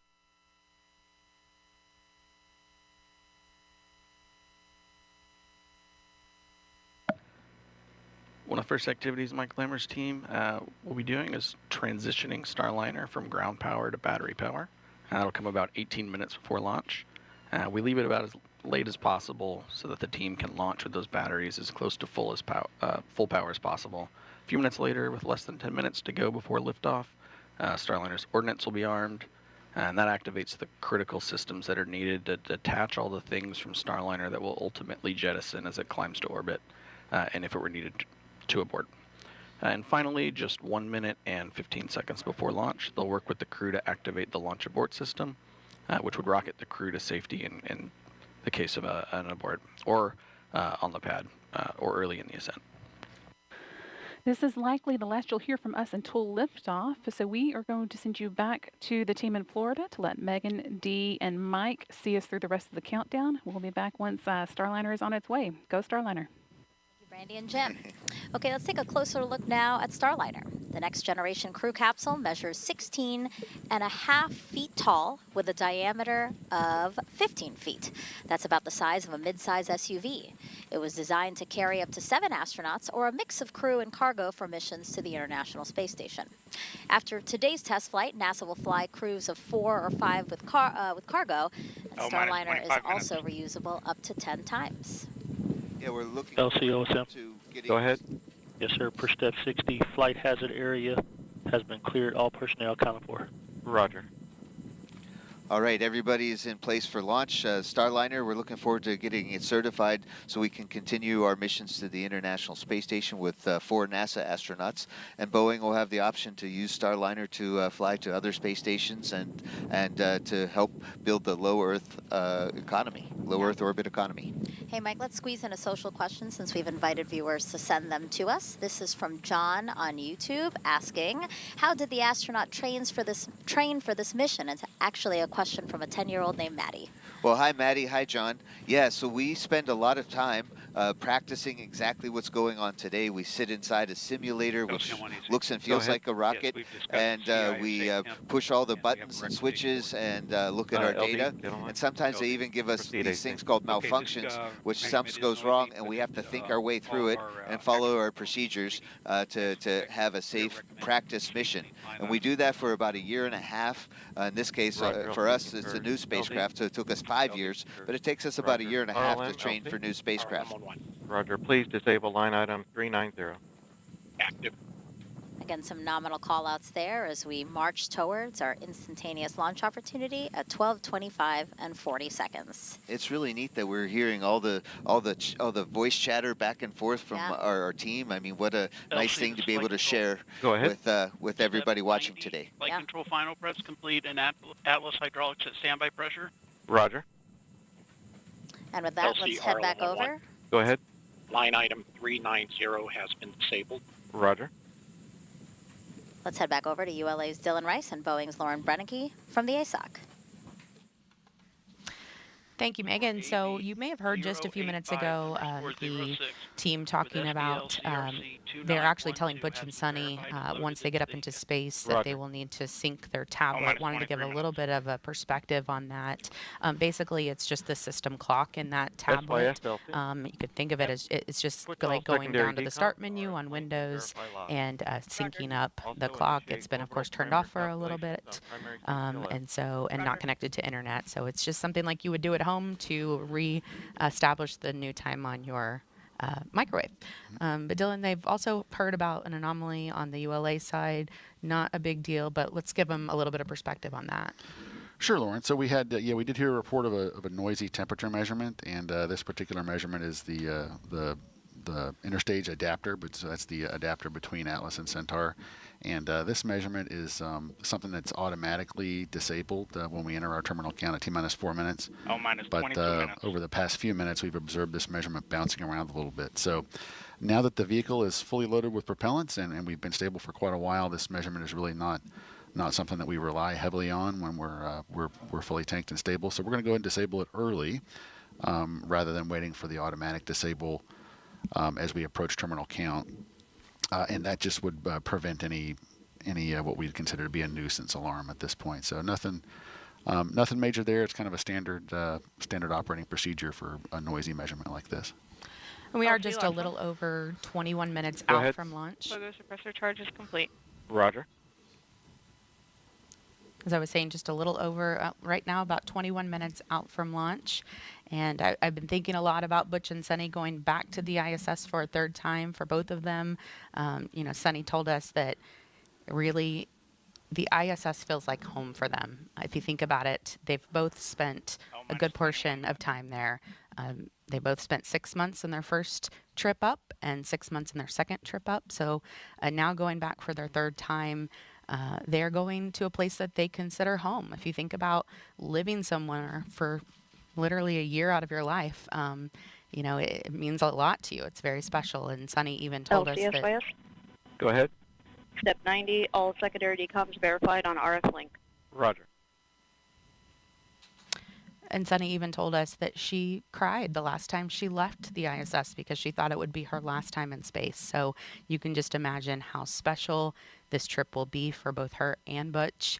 And we are getting very close now to that moment where they are going to be headed to space. We are coming up on a call for the visors to come down. We're going to hear Capcom tell the crew to pull their visors down and to configure their suit flow. L minus 20 minutes. Starliner, there's P1, reinitiate AHB charging. Configure Roger. suit flow. RLM, verify redline monitor and event table are in the correct configuration for terminal count. Verified. RC, verify solar radiation acceptable for launch. Verified. All right, so you saw the crew starting to pull their visors down there. That configuration is needed for proper airflow through their suit. In case of an emergency, they could pressurize their suits quickly if needed. That is the importance of having everything zipped up and ready to go. And they really enjoy the fact that these helmets are much easier to get on. They just sit back on their suits, just like a hoodie of a sweatshirt, so they're able just to pull them forward and zip them up. Houston, Starliner, visor config complete. Houston copies, visor config complete. All right, they're all zipped up. And this config All also calls... communications switch to channel 1. All personnel and visitors remain in present position until launch. Maintain operational silence in the LCC. So, Lauren, that's kind of the LC with a terminal count briefing. If a condition exceeds the launch constraint anytime after the terminal count status check, the observer shall announce hold, hold, hold on channel 1, identify their station, and briefly state the reason for the hold. So, Lauren, we just heard a couple of our standard pre-launch announcements. During the countdown, the individual teams, so think of the Atlas propulsion team and the Centaur propulsion team, are off working on separate nets as they perform their functions. All that work is complete, and so essentially what that last announcement does is bring the entire team back to the primary command channel, net 1, loop 1 as we call it, and the rest of the countdown will now be conducted on net 1, Roger. and we'll all kind of hear that together. 18 minutes. Also, at this point, Flight our control, operators are perform going to be launch heads on time down. verification. Roger. And so the only conversation in the LCC from this point forward is just going to be the working through the launch procedures. There'll be no other ancillary conversation whatsoever. And we'll also be listening to some of those side channels that aren't public on your TV screen right now. So we'll be listening for a few polls, one that's called the Starliner Readiness Poll for terminal count. And that is one of the shorter polls. And it will be coming from the Boeing Mission Control Center, or we call it the BMCC here in Florida. The spacecraft launch conductor, Brian Gardner, will poll people in that room in charge of the propulsion system and power and many other subsystems. He will have 3 call-outs to him. L minus 17 minutes. OSM, place SRB ignition SNA switch to the enable position. SRB ignition enabled. And verify FCO, RCO, and OSM hold fire switches are in the proceed position. Ready to proceed. Launch on time verified. Roger.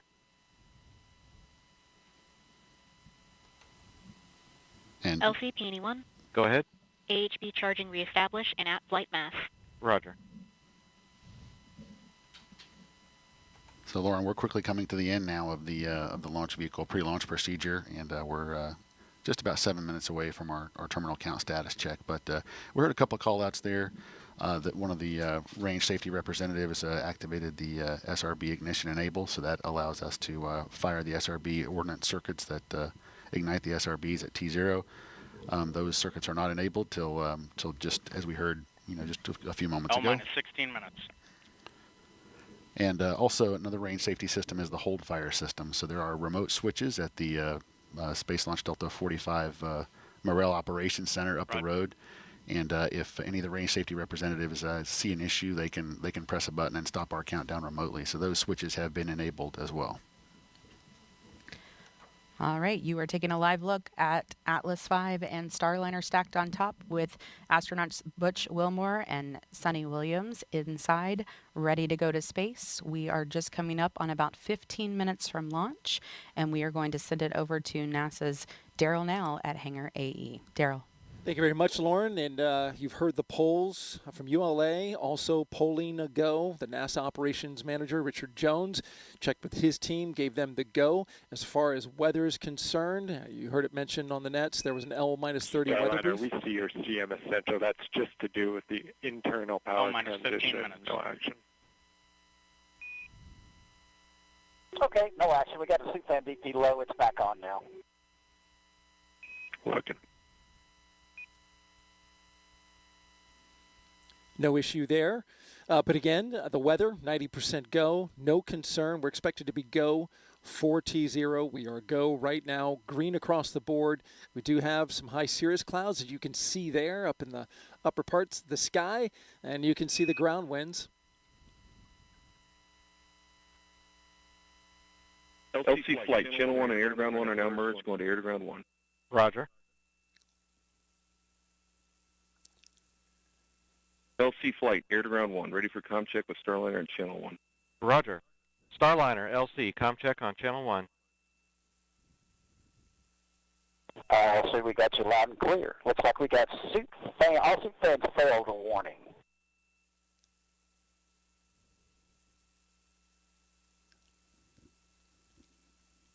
Butch Wilmore. And I copied your comm check, Starliner.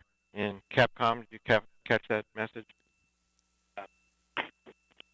And Starliner and LC Capcom A-firm, we see the messages. We're working more to follow. Stand by.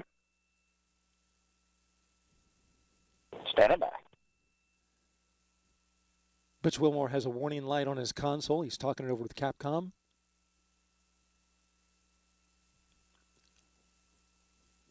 While they do that, Starliner, visors open, please, while we work the suit fans. Visors open.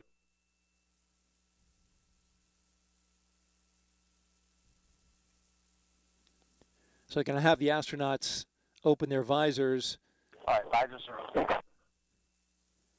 While they work into issue with it. Houston, but suit fan Bravo went down and switched to Alpha. They had a BP low, and then it, of course, went off. We still show power to Alpha is on. Working an issue with Houston the copies. minus 13 minutes. And Starliner, we showed the same for your info. We're swapping suit fans back to Bravo. Continue to stand by for us. Standing by.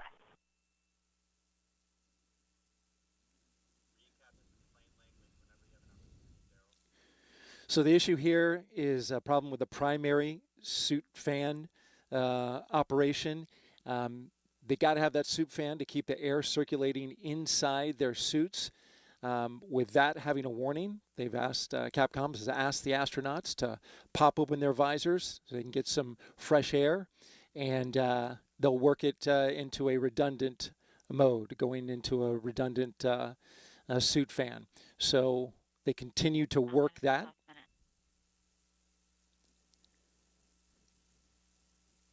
As we get under T-minus 12 minutes and counting.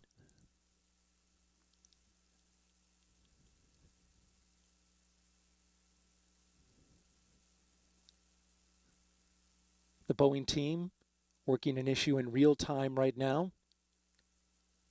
LC flight channel 1. Go ahead. Yeah, the condition we're in an LPT condition with both suit fans down. We're trying to get these reactivated. But we're going to proceed. Roger. So good to stow the crew access arm. I'm go. Roger.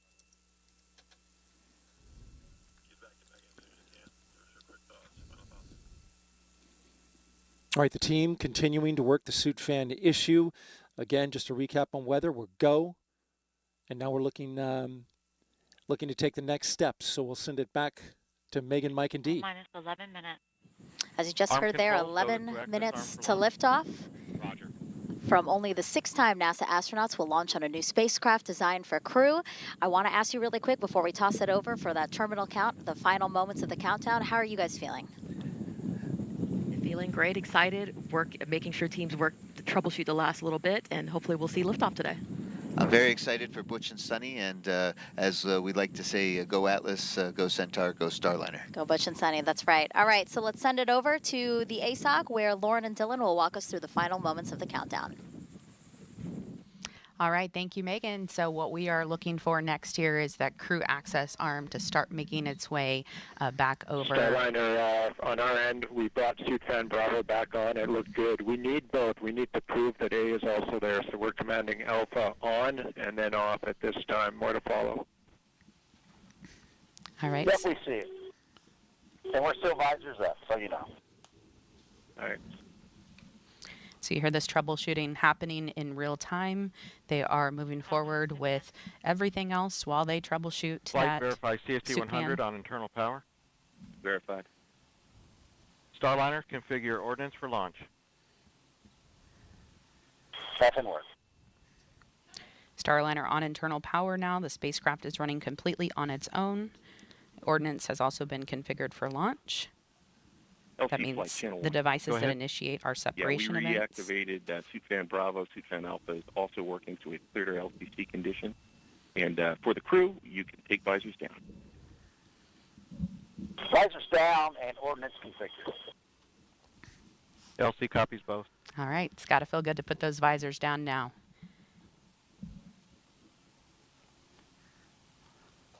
So Lauren, we were seeing that big visual cue, the crew access arm retracting. It takes about 2 minutes to retract and stow 120 degrees away from Starliner back against the crew access tower. In the event of an emergency, it can be redeployed in less than 15 seconds. Yeah, it's pretty amazing. We don't want to see it do that, but we're glad it can if it needs to. And we have a couple of polls coming up here in about 2 minutes. The launch vehicle poll, launch vehicle management poll. Yeah, Lauren, that's right at L-8 minutes. Next door to us in the Mission Director Center, that's going to be the mission management team poll for launch. And at L-7 minutes, the final terminal count status check down in the LCC. And that is where Chief Launch Conductor Doug Lebo will poll his team, verify their readiness, and then the launch director next door to us will give him permission to launch today. LC arm control. Go ahead.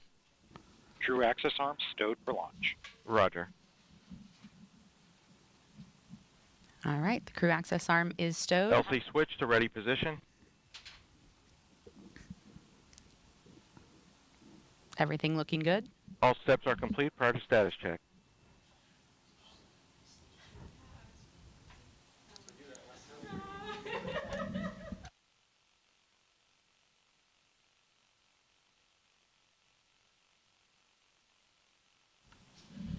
And Dylan and I will be a little more quiet as we get closer here to launch so we can listen in to all of the actions as they're happening in real time.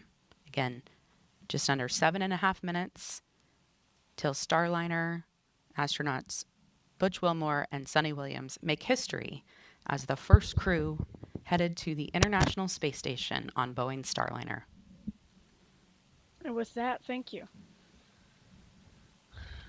L-7 minutes. I'm next to space. Status check to proceed with terminal count. Oh, here we Atlas go. system. Propulsion. Go. Hydraulics. Go. Pneumatics.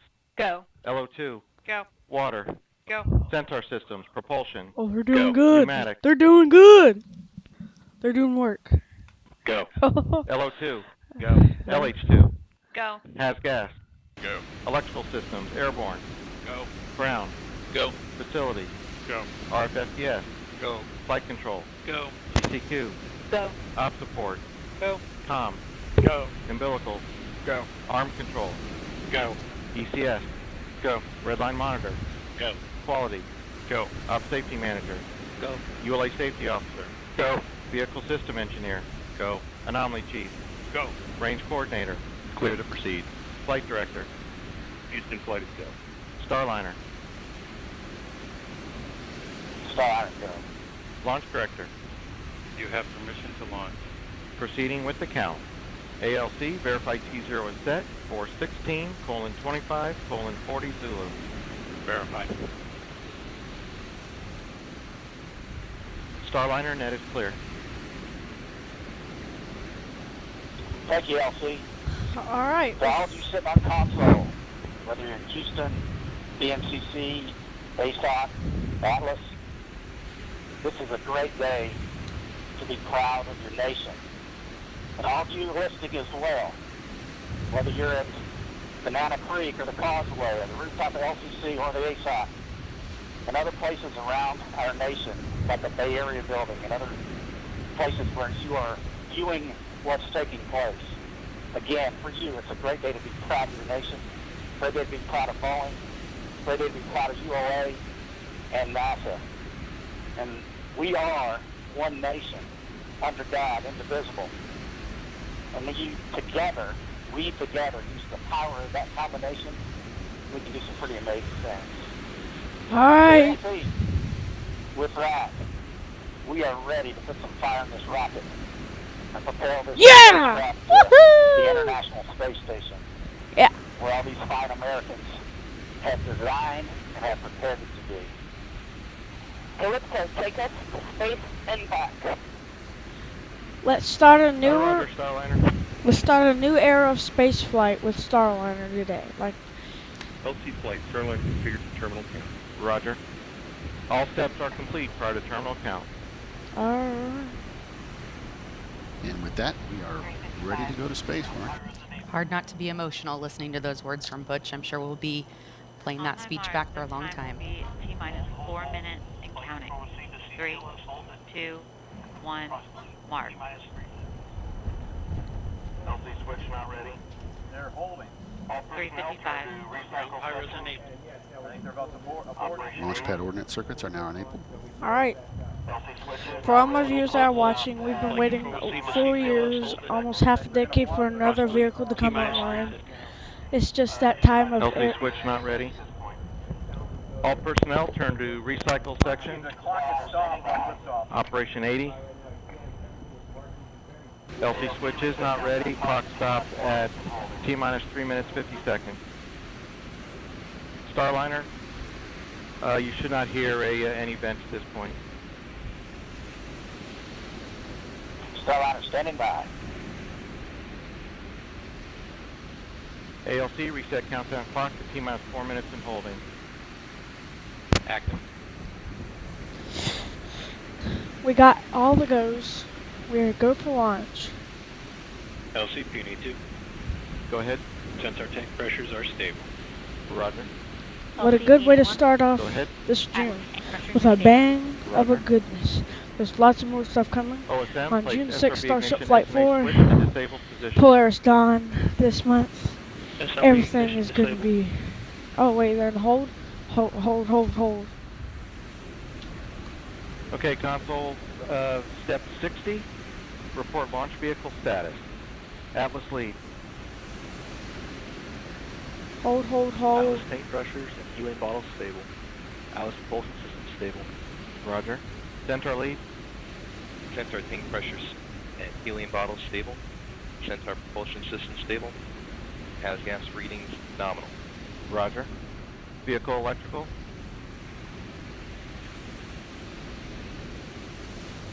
Hold. VE channel 1.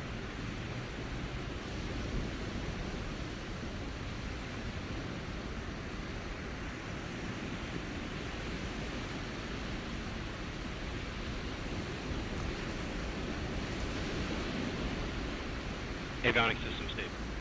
Roger. And LC can verify no indications of hazard. Flight LC. LC Starliner systems stable. Roger. Starliner, last arm switch to off. Last arm switches on.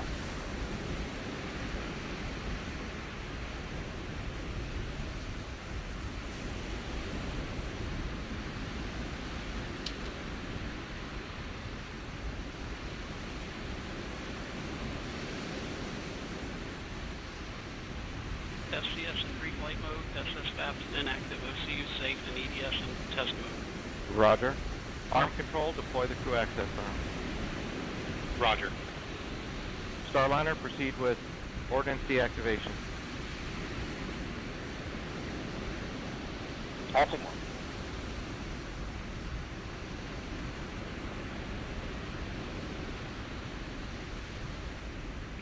Coordinates deconfigured. All off.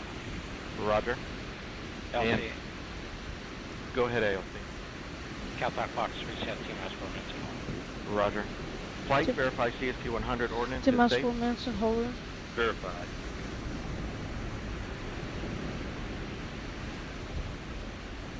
Alright. Okay, all stations, recycle systems back to T-minus 4 and holding configuration. Hold time occurred at T-minus 3 minutes 50 seconds. Report status at completion.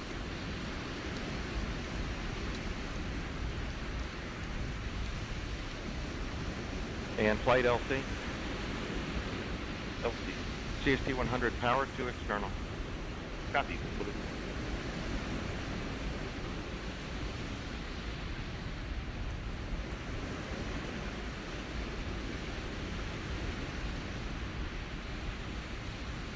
LC Octal. Go ahead. Subset Bravo, Atlas LF2, continue top. Roger. LC Launch 2. Go ahead. Substep Golf, Centaur LF2, continue top. Roger. LC Field 2. Go ahead. Centaur LH2, continuing topping. Roger. LC 1. Go ahead, P&E1. Atlas Pneumatics, pressure stable. Roger. LC Peony 2. Go ahead. Substep Echo CEC active. Roger. And substep Foxtrot sensor pneumatic system stable. Roger. LC Prop 1. Go ahead. Substep Charlie and substep Delta, Atlas propulsion and hydraulic system stable. Roger.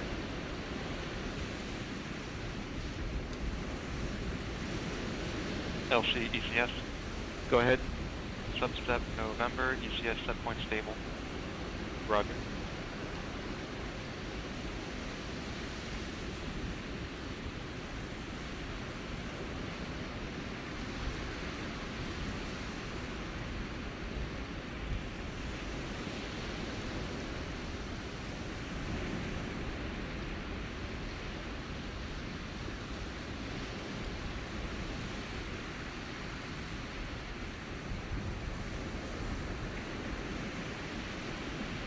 LC flight control.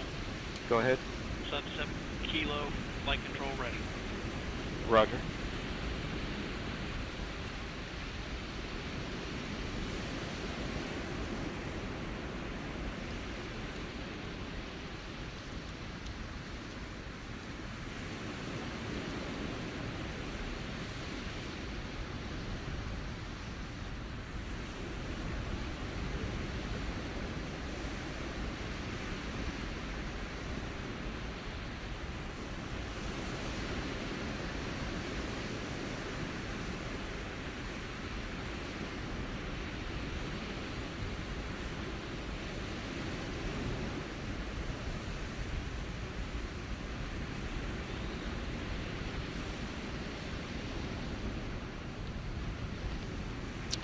If you're just joining us here at Cape Canaveral Space Force Station,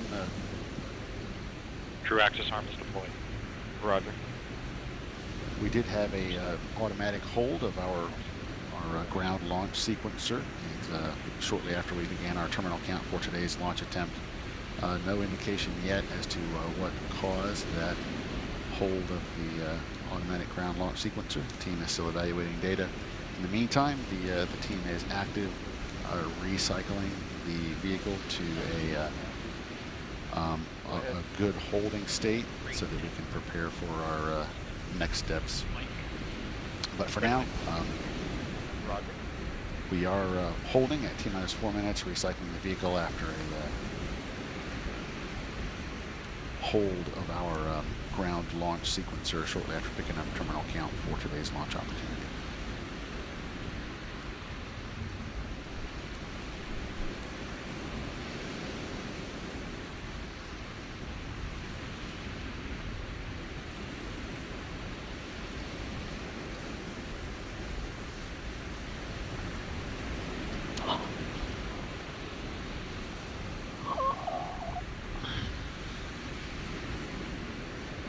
LC has gas. Go ahead, gas. Substep Hotel, has gas, normal scan pattern including CAT. Roger.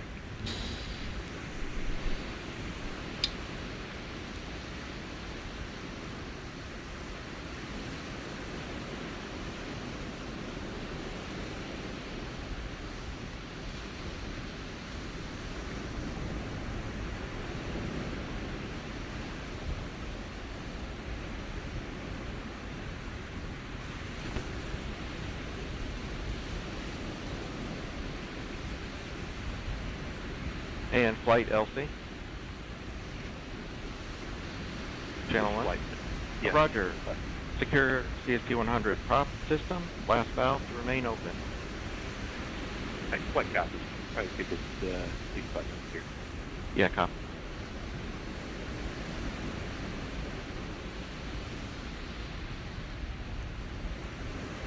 We're going to send it over to NASA's Daryl Nail over at Hangar AE for some continuing coverage of our FTS LC. Daryl. Thanks, Dylan. And I'm listening to the NASA operations manager's loop. Recycle status. Recycle. Roger. SYS LC. Yes, LC, GG3 is ready. Roger.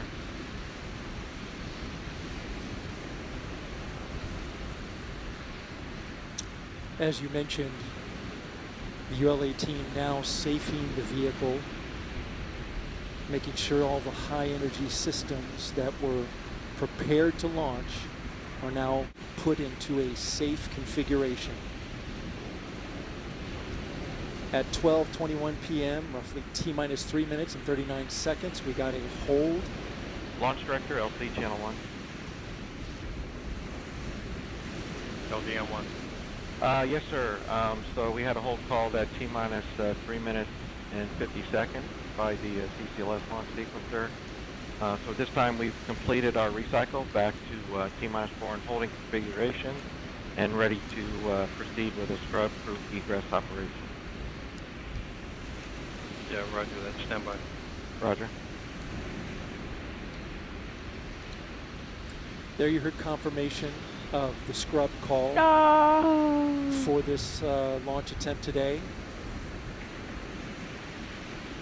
Again, this was the ground launch sequencer, essentially the computer that No. This is the computer that is Okay, all personnel going to Operation 85. OSM, LC. OSM. Nah. Establish the PDA roadblocks and open the flight hazard area. 5, 4, And all